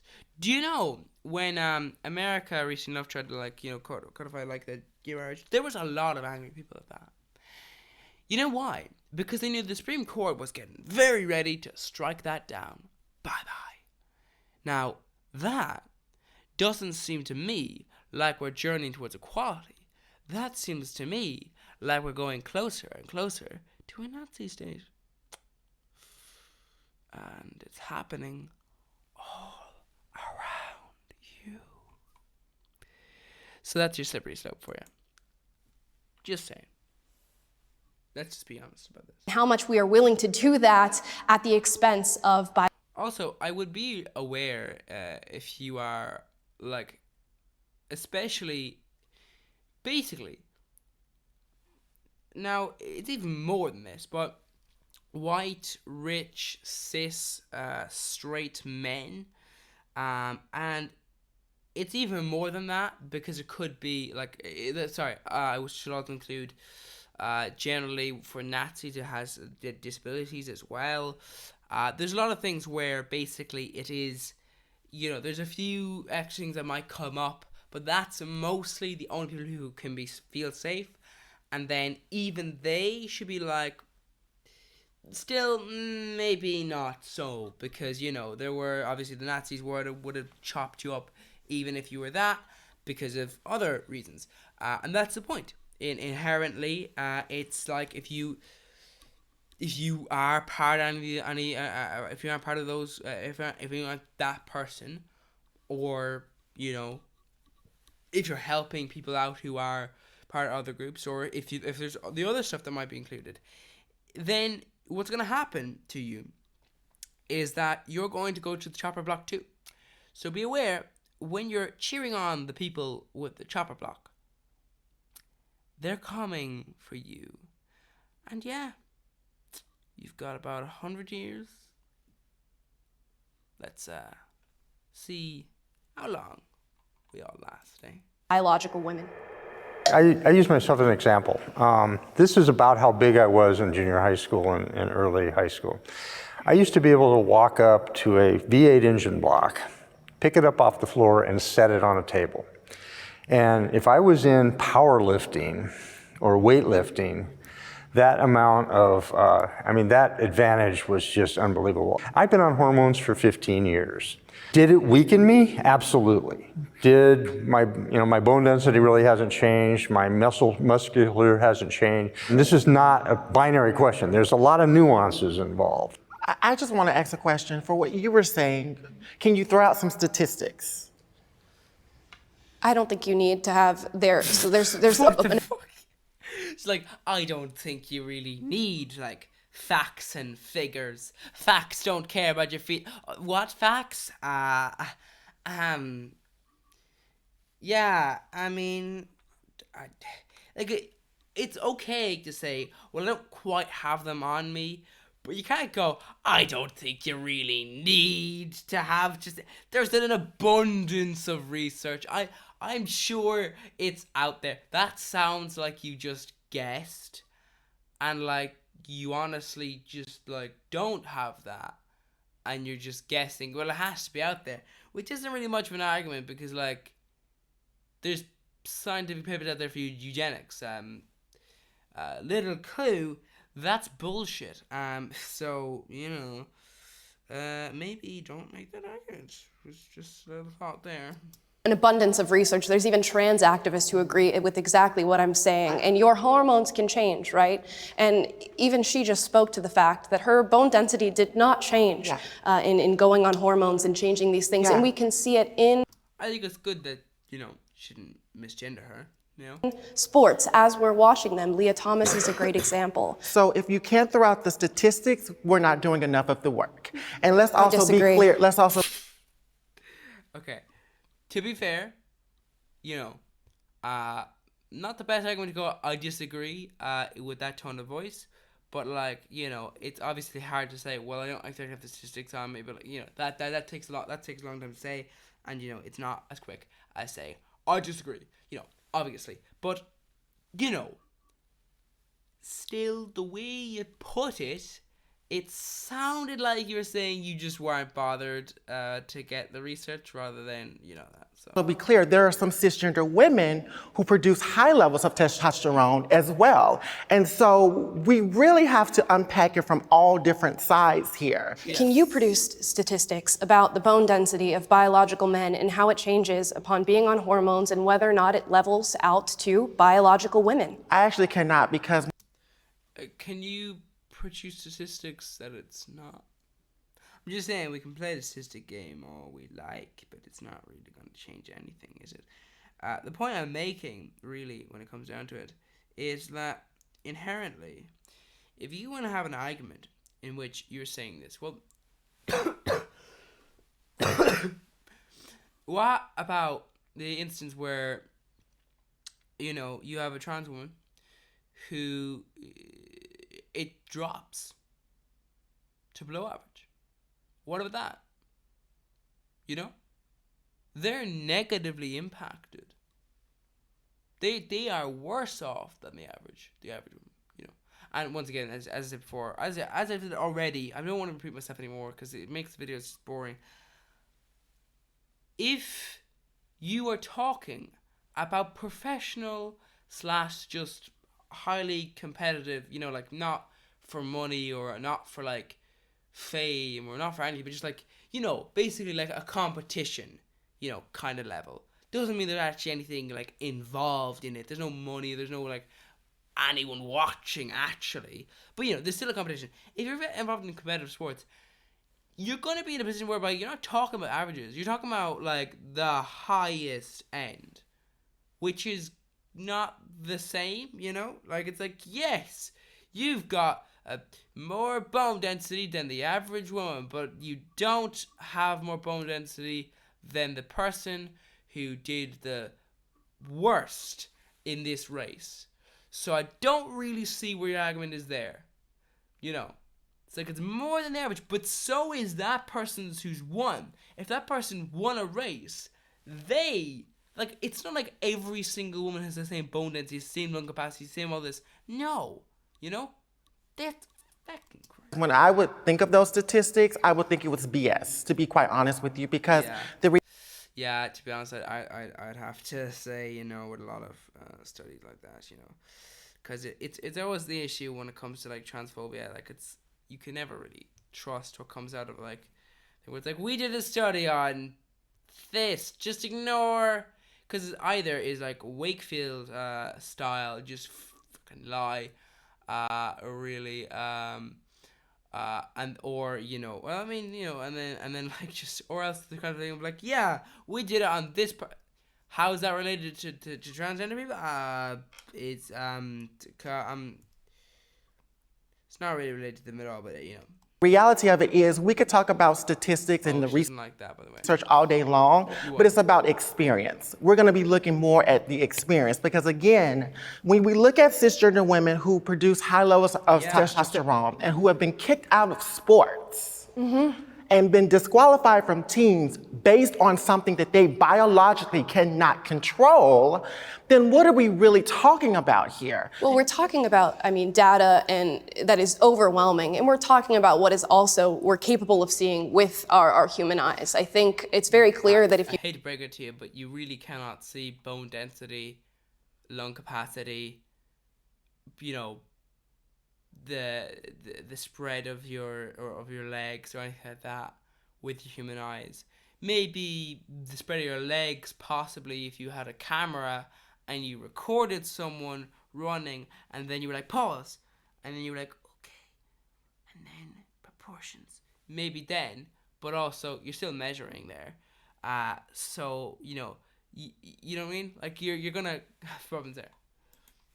you compare maybe you to the rest of us, there is going to be a strength difference. There's going to be a bone density difference. But you're just saying that you don't know. The point is though that could be a negative difference. Like she could have the lowest bone density of the lot of you, you know, the lowest leg span of the lot of you.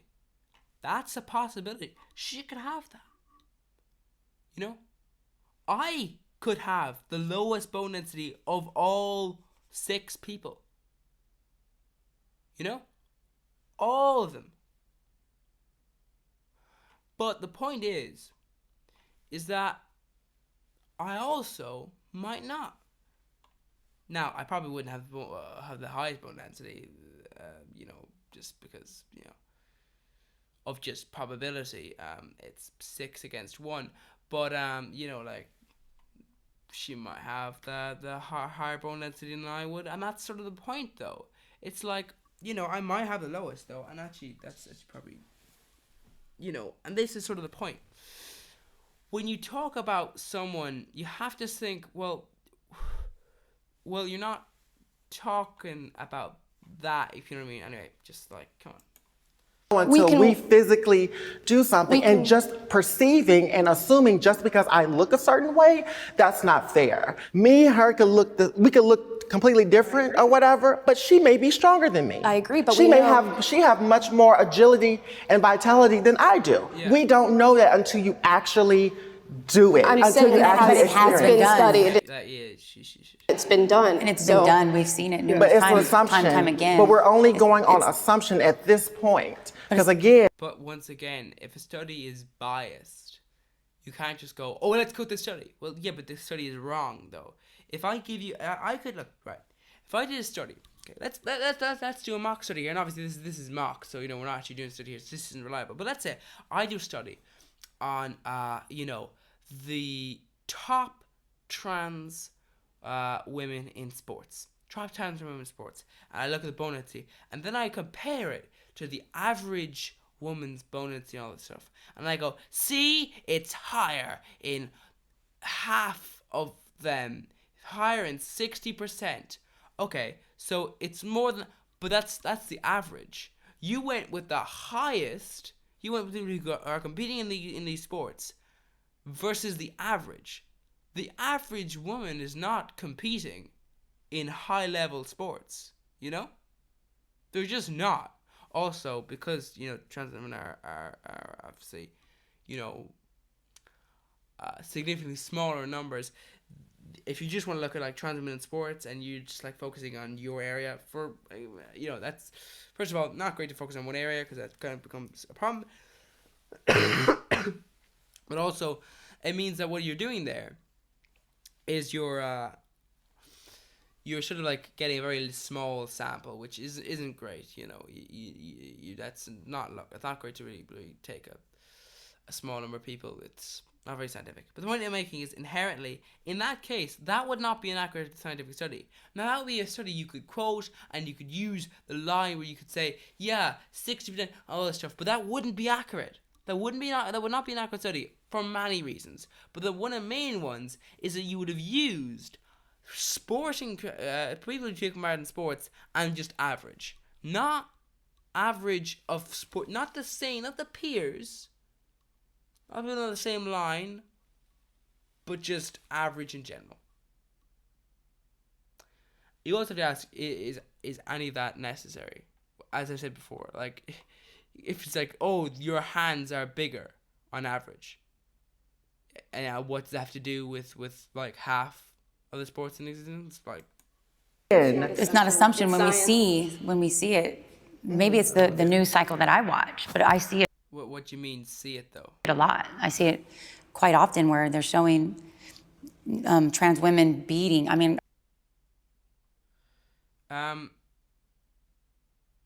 in what games? I'm by far. And you don't see women. Apologies, I don't know why it's so slow. It like it shouldn't be, so it has a bar up here. But anyway, Dominating in the men's sports, right? You don't see trans men going into men's sport and just completely dominating and wiping the field with them. This is what happens when you... I highly doubt that trans women are dominating the field, mostly because, you know, as I've said, trans women are in not exactly the biggest proportion of the human group, so I wouldn't exactly say that that's possible. Also, can I ask, what sports? Because, like, you know, let's say, you know, if I'm really, really good, let's say I'm playing for my you know, my county, and I'm the best in the county, but I'm actually not that great. My county is just really bad, you know? They're just really bad, and I win, and then I go and I play. Someone is going to lose and get last place. Well, not necessarily. I mean, with certain games, actually, you can get like joint last and all that stuff like that. But anyway, the point is basically, someone is going to lose. Someone, or maybe more than one person, is going to lose and get last place. Now, if there's games before that, that person will most likely either got first or something like that. That means, you see, that inherently, surely, that person there, they won. They won. They got high marks there. They dominated the field there. And then they lost. So if you record that match where that person won, and you go, see, that person is dominating the field, but now they join with all the people who are at their level, and they lose. Okay, that feels like what we would call framing. In my opinion, twist God's design. And oh God almighty, no, don't do that. When you go against God's design, you create these problems that you wouldn't have if you weren't going against what God intended. How the fuck would you know what God intended? You just... I'm going to take her side a little bit on that. And let me say one more thing, and I'm supporting you on this one. There's a great deal of women that, and actually there was a lady in the last Olympics that they actually disqualified until she went on androgen blockers to knock her testosterone down to a female level. Like I said, this is not a... Yeah, that's an additional thing. Testosterone also fluctuates with women. It's always the issue of using averages. Averages do not really work when you're talking about sports because, yes, big shocker, it's not the average person playing in highly competitive sports. Whether that is professional or not, that does not matter. The fact of the matter is, when you have the people who are at the top of the game, they're not the ones who are at the average. And if they are, that points something out to you that's fucking nonsense. If someone is literally in the top, like, 1-10% in a sport, then clearly, if they have an average bone density, then bone density has fucking nothing, or at least, you know, does not impact it enough on that sport. That's the point. So, given that, would you look at that and go, okay, so it has no impact on that, or, you know, it doesn't have a big enough impact to actually make a difference, but I'm going to use that? No, don't. Actually, you have to do a bit of work to get these things to actually work. And in some cases, these things are just too complicated to work out. They're it's just impossible. There isn't enough information to work out most of the time, because it's all like you're not actually, there is no difference. And if there is no difference, you're going to be searching forever to be like, well, where's the difference? Okay, this is not the difference. This didn't work. You know what I mean? So that's the point. Inherently, you'll always find a problem there. Like, it's just a massive issue when it comes to these things. A binary yes or no question. Sorry. And the whole idea of messing with what, God puts up, God put me up, okay, if you want to take that. And I had this conversation with the... Yeah, and this is just the thing, like, where it's like, yeah, well, how do you know what God intended? Like, you don't know what God intended. And it's almost like, come on. Very religious man in San Diego, and he was like, oh, I don't quite know how to deal with that. And God made you that way, but he didn't make a lot of the people My God Almighty, sorry, Jesus Christ Almighty. This is like, seriously, like, come on, this is like, no. Transitioning. I understand. No, but God also or understands my transition. God, first of all, knew what I was going to be in my life. God already knew I was going to be trans when God put me here. So I don't think it's fair. I don't think it's fair when people dip and dab. Your relationship. I mean, human beings are sentient, so you could argue that, it's just like a roll of the dice. Like, well, yeah, because that's kind of like destiny and telling the future, rather than knowing, because but for that though, it would be true. Yeah, Relationship with God is personal. Yes. It's sacred. Let's and keep I it don't there. think it's fair when other people dib and dab in other people's relationship with God. I think it's more dipping about religion. Just go, yeah, well, let's pick this one up. Yeah, this looks nice. This sex. What? Look at that. What? I mean, like it's natural. See, this is against this. Like, come on. And then, I want. Those are fair. That's a lot of money. I like that. You'll have to give me your money now. There we go. Oh, this goes against the religion. Well, they'd have to give me money anyway. You mean? That's the thing. It's like, When they don't. People don't get told it's against the religion, because society wants to have society this way. Understand what they go through. God still blesses me as a trans woman. God blesses you as a cisgendered woman. God is embodied in me as a trans person. I don't think it's fair, again, when we judge people's personal relationship with God. Gender identity, sexual orientation, none of that matters to a God that loves all. Gender dysphoria is real. I think it is obviously real because many people experience it, but like any kind of dysphoria, whether it's someone who thinks they're overweight or anything, I think it should be treated as... Well, once again, overweight is, you wouldn't say overweight, you'd say, because you would have to put a weight on it, because of the, like, overweight is not exactly the correct description, because it's like, well, what is overweight? Like, is it BMI? I think it's BMI has been seen to be like just BS.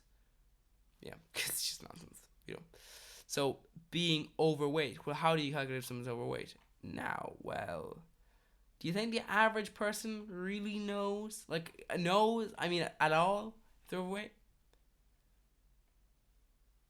Like, can you know? Well, you can find out.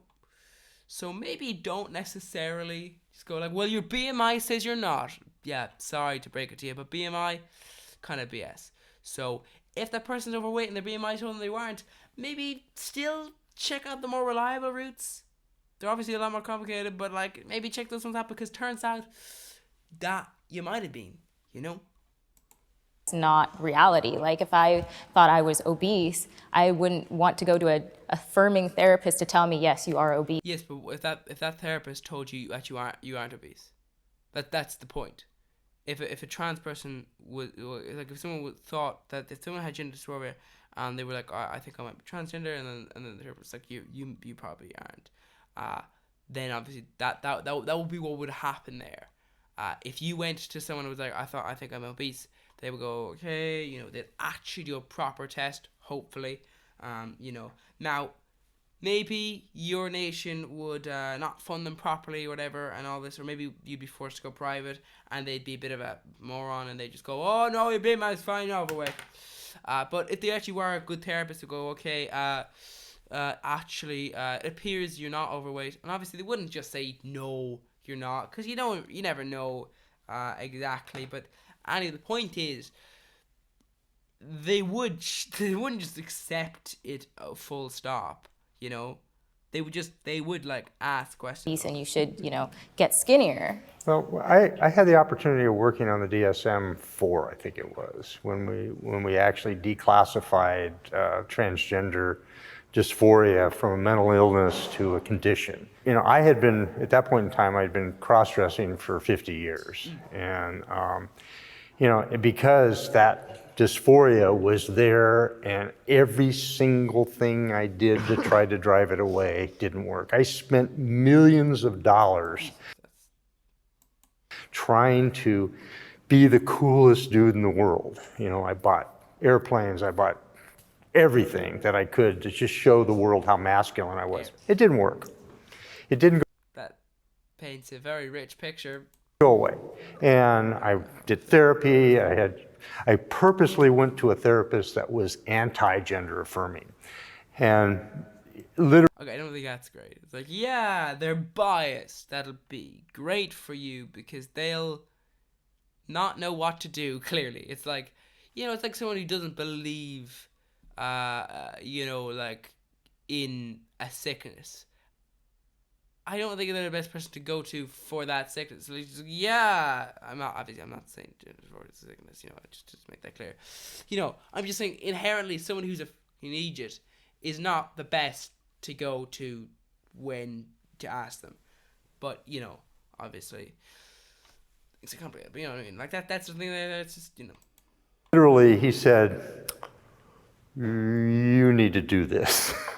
And because it was so deep-seated. Spent 6 weeks as Gina with my son, and at the end of that period of time, he asked two very fundamental questions. The most important one was, it's got to be truly exhausting for you to lead two lives. What? And I was kind of like, that kind of shook me to the core that my 22-year-old son saw that better than I did. So shortly thereafter, I announced to my family that I was going to transition.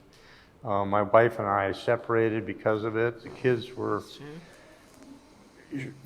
not necessarily shocked, but understood and have supported me quite well. And my wife has actually become a very good, very warm, supporting person for me. Gender dysphoria almost made me kill myself.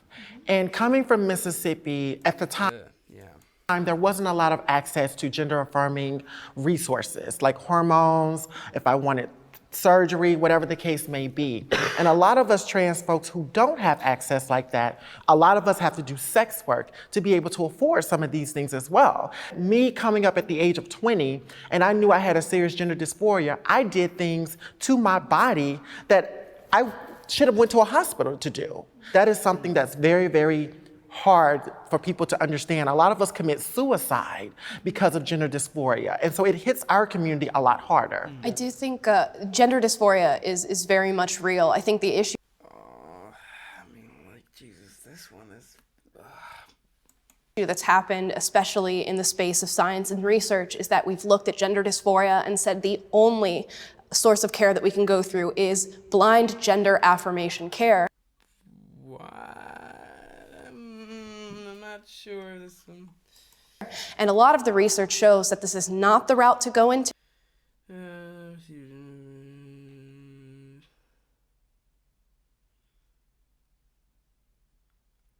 Oh, they fact-checked her. Oh, my 6% lower odds of moderate to severe depression symptoms and 73% lower odds of self-harm or suicidal thoughts. Oh, they fact-checked her. She's like, this research clearly shows this is not the road to go down into. And then they're just like, actually, 73% lower chances of going down to suicidal thoughts. So, not quite accurate there. like to. And other countries that have decided to do nonpartisan research, Sweden, Finland, have decided that yes, gender affirmation care should be an option, but I wouldn't bring up Sweden and countries like that because the thing is, maybe, you know, you shouldn't like go, yeah, I mean, like, they are like super sort of like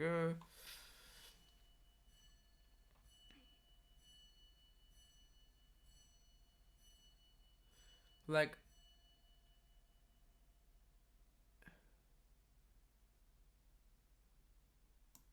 but it really should be the last resort when it comes to treating people who appear at clinics with gender dysphoria. You know, a lot of conservatives will deny and say, well, gender affirmation care does not make them happier. And in many cases, that is true. But that's what? Fucking what? What did you just say? And say, well, gender affirmation care does not make them happier. And in many cases, that is true. No.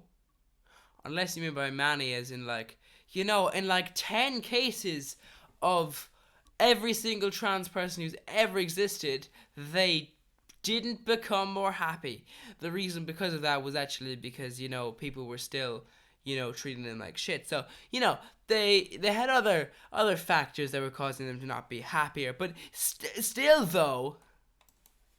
But there are the cases like yourselves where the gender affirmation care. Also, how exactly do you gauge happiness? Like, well, you're actually 0.345 up on the happiness scale since gender affirming care. So, yeah, clearly makes you happier. Oh, yeah. See, in many cases, because see, that, where's the happiness scale exactly? Are you just asking the person, are you happy? No. Life is miserable and depressing because the world is getting worse every single day. I don't mean for a person in individual basis. I mean literally, the planet is getting worse every single day. So yeah, there's a lot of things in this world to depress you. Like, even if you aren't in a bad position, there are so many people in such a terrible position. Why would you ever be happy? Because surely that just makes you a selfish moron. It's like, yeah, like, I'm fine, yeah, I'm real good, no trouble for me. Okay, selfish moron, I'm sorry, but turns out there are other people on this planet. Would you like to have a bit of compassion for them and a bit of empathy there? And once you have the empathy, you can't really be happy in any single moment because, yeah, there's always someone, you know, dying and being in tremendous pain. There's someone right now, you may not know them, but they're there and they're in a lot of pain. They're in a tremendous amount of pain, more pain than you may ever feel in your life, more pain than every single bit of pain that you've had in life in one go. That's the point. Why would you ever be happy? Exactly, because either your life is shit or else you can think about all other people's lives who are bad. No, their lives are bad, you know? Care does make them happier. You know, I know a lot of people that have transitioned, have untransitioned. I've talked with a gentleman at a religious right convention one day, and he was sitting there screaming how Jesus got him out of his gender transition. My God. And honestly, that was the saddest man I've ever talked to in my life. When I looked at him straight in the eyes and I said, you know, here, I don't agree with what you say, but I 100% support your right to say that. Americans there. Yeah. And he just literally broke down crying on the steps of the Supreme Court. If I could interject really quickly, I do. No, absolutely not. I feel as though the medical profession is actually inching towards a space that is going to become unsafe for people who try to express their gender. Okay, but the thing is, right, if I go to a physician, doctor, and I say I have, you know, dysphoria. So they say, okay, they do all this and do this and do this, and eventually, so obviously, only a certain number of people will be allowed then to pass through, and you have all the checks,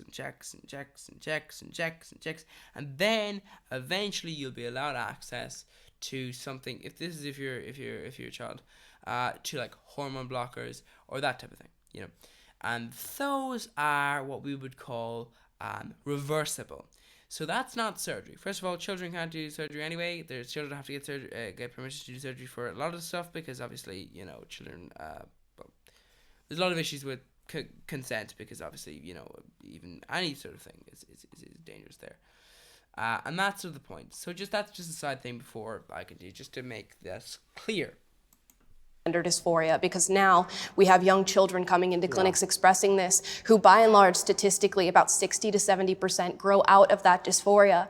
But because it's become a political issue, where the point is, so is being a Nazi, which is concerning. Because what that means is that you're effectively saying, do you want to vote for a Nazi or not? Which is not a great sign when a good chunk of the population are like, you can't talk about, I like them. Okay, but they are a Nazi. You like the Nazi then. So you want to vote for the Nazi. Okay, that's concerning. Because like the Nazis in Germany didn't even get 50% of the vote. The Nazis in Italy didn't get the vote. You know what I mean? The fascists in Italy didn't get the vote. They weren't obviously called the Nazis. So, you know, like, typically Nazis don't win elections. Now, they win them partially, and they get enough votes to sit in government sometimes. But, like, typically speaking, outright, full-on, tend to only win when it's, like, a slow pull along. And it's more like, that's the norm. They're not really the Nazi party or the fascist party. They just are fascist, and the other party is fascist too, and they maybe have slight different stuff, but you know what I mean. It's more, that's the rhetoric of the age, that's the ideas of the age. No one really goes, maybe we shouldn't be like this, maybe we shouldn't discriminate against all these people. But the point is, if you're in that situation, you're voting for all these people, this person is going, oh, it's politicized. Yeah, that kind of implies a certain level of Nazis.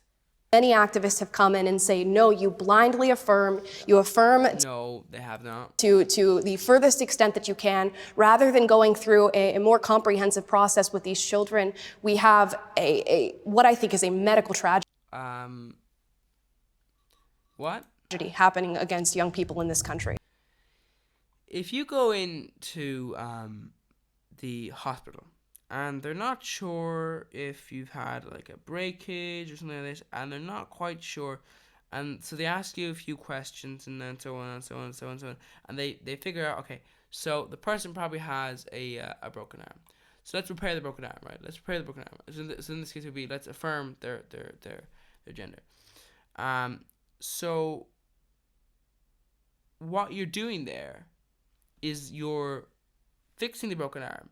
But what if the arm is broken? Obviously, this is a very simplified thing. But I mean, there are instances where, you know, you fix the person, you obviously you guide them in there. And the point is, if you don't, what happens then? Like, the only thing that would be bad for me if I would be discrimination, sexism, patriarchy. You know? I have been sexually harassed. Yeah. Surprising.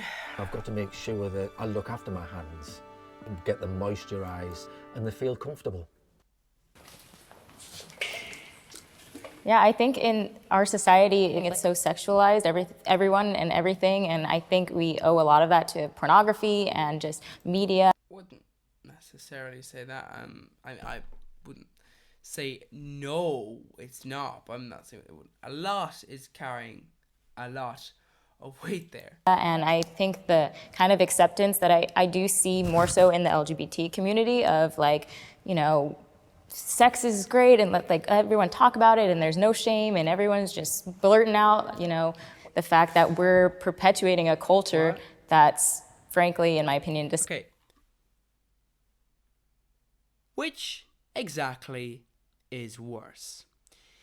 Some fucking dickhead coming up to you and not exactly, you know, actually attempting to do something.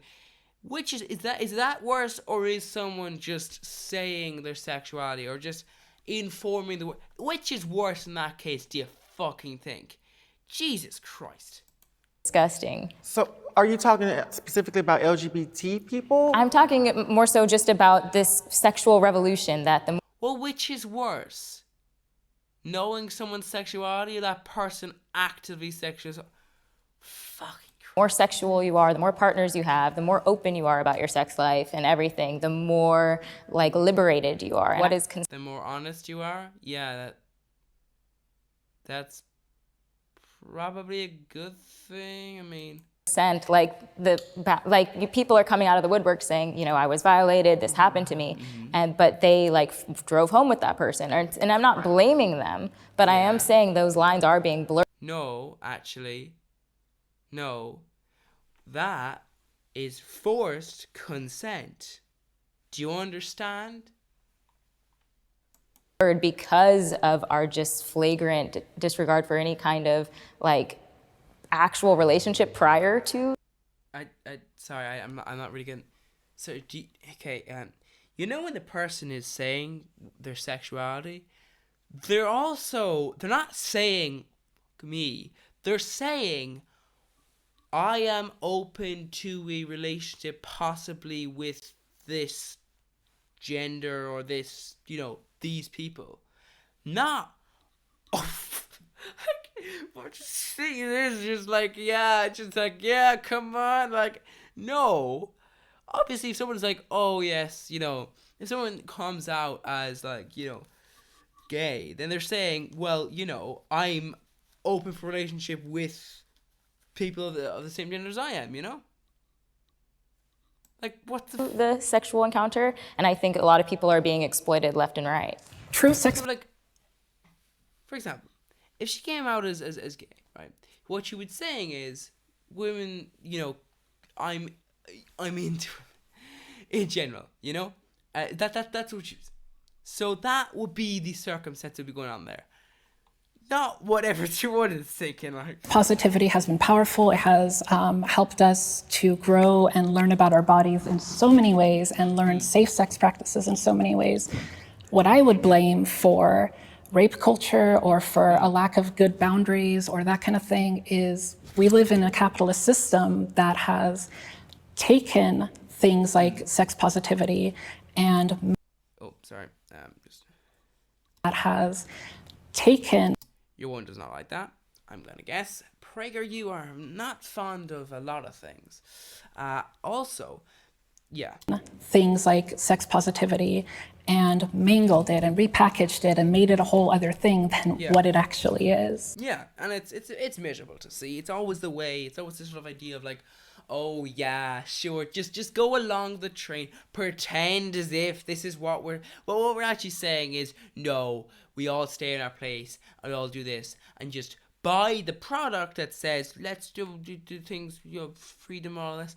But at the end of the day, it's all BS. It's the same thing I said about like extra. Like, you know, it's all well and good for them to be like, oh yeah, you know, but also, what about your hiring practices? What about your, you know, your distribution practices? What's going on there? Because there could well be something going on there that's not so nice, it's not so this way, and that's sort of the point. It's like, well, you know, the idea of like virtue signaling. Well, you know, that doesn't necessarily come. That comes mostly, people miss this, where it's like, yeah, the system is the way it is, so it should be virtue signaling, or else, you know, kind of. You okay with that? I was sexually harassed for 5 years by a woman. It does happen because I'm pretty sure it's going to be we're men this, men that. It's hard coming from a man, but to me it was harder coming from a woman because it wasn't expected. Like, I understand you're going to probably touch on that about how men are more on the predatory side or the more harassing side sometimes. But I just want to like. I think as well, when it comes to it, it also comes down to patriarchy. Because if someone feels as if they have power over someone, they're more likely to do something which is possibly against the law, you know, not necessarily seen as a well thing, because they're going to go, well, you know, their friends are there to back you up, you know, maybe the boss there, maybe you're the boss there to back you up, you know, even if you're the colleague, even if you're the colleague of the person, you know, the boss is also kind of that way, you know. They haven't necessarily done anything, but also they are kind of that way. And, you know, this kind of problem of patriarchy, which is if you've got a patriarchy, you're going to have this situation in which people will feel they have power over you. And if they feel they have power over you, they're going to try and use it. So let you know that it does happen with women as well. All through my life, you know, world's biggest kid in junior high school, I basically was harassed continuously for being gender non-conforming. Back then, you know, everybody in junior high school took showers together. I basically had a permanent welt on my bottom from people snapping towels at me because, you know, I wasn't as well endowed as I probably should be. I had, you know, pretty good sized boy boobs and basically was just unhappy being in sports. But, you know, it happens everywhere. I have been sexually assaulted and it didn't work out well for any of them. It's real. Let me just put it that way. It's absolutely real. Yeah, I think it'd be hard to find a person who hasn't been sexually harassed in some way, shape, or form, whether you are male or female. I think it's an experience that we all share because we are in somewhat of a hypersexualized. See, I don't think that's it though, because the thing is, you will have pricks. You just will. People who are driven by their thing. That's not gonna change, you know, if you have a hypersexual society or not. That's just obviously will increase the more, because you'll have people who might not have necessarily done it, who would be encouraged and will feel boldened by the society. You know, you'll have your general sort of, I'm gonna say, potential rapists. You know, maybe they never actually do anything because, you know, it is against the law. But this is sort of the point, which is there are a lot of people in this world who are potential rapists, just not gonna do anything about it because, you know, obviously, you know, sexual assault, you know, I'm getting away with that. Getting away with rape is a lot harder to try and, you know, risk that one, especially as it also is a lot more likely to get you killed, you know, because, well, you know, society, and people love to make those comments public. I am a podcaster and I do social media for a living, so as you can imagine, the onslaught of sexual harassment is quite vast. From a very young age, I've had this recurring nightmare of something happening to me, trying to warn people, and no one believes me.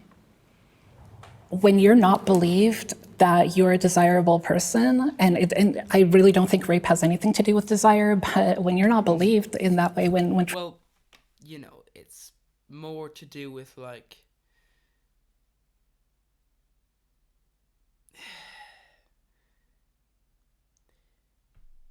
a food, you know, it's the person doesn't care, but also, you know, now, you know, you could argue the person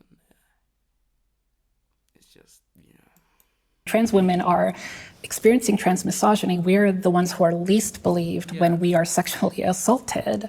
Which is very weird as well, because it's like, well, the person is still gonna have the same urges that they would. I'm saying the rapist would, or like the sexual harasser would, but they're also gonna have the additional, you know, I'm gonna guess the majority of sexual harassers are, you know, not exactly the most accepting of the trans community.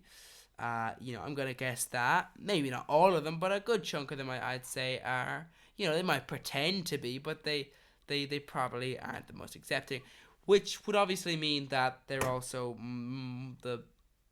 because of they are clearly a violent person when it comes to certain levels of violence. So obviously they I would say even more likely, because the people who are doing, you know, physical sexual harassment are the ones who are going to be also the ones who do physical harassment.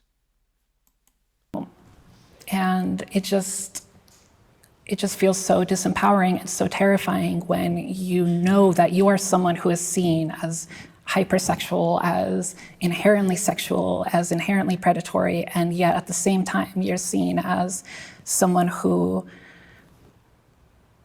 can be isolated and sexually assaulted and not believed. I don't think there's anything inherently predatory about trans people, and I think oftentimes That's at least something, I guess. when we're talking from a conservative perspective, it gets misconstrued as viewing you as a threat, and I hope that Okay, wait, hold on a second there. We need to just set some obvious points here. Yes, a lot of conservatives do.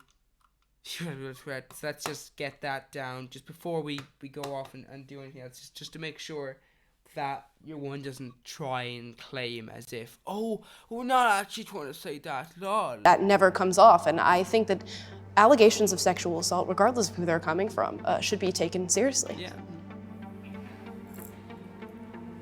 We found common ground. I think we agreed on something. We found common ground. I mean, there's certainly one way to deal with sexual harassers. You know, if others won't punish, you can. Anyway, that's just a little thing there. Well, not always, but you know, there are certain things. But yeah. Anyway, basically, yeah. That's that. Thanks for watching. I do not think really that transphobes really are able to do this, because like it's always an annoying thing there. But anyway, yeah, that's been it. Thanks for watching. Links to all those videos in the channel should be in the description. And yeah, goodbye, I guess.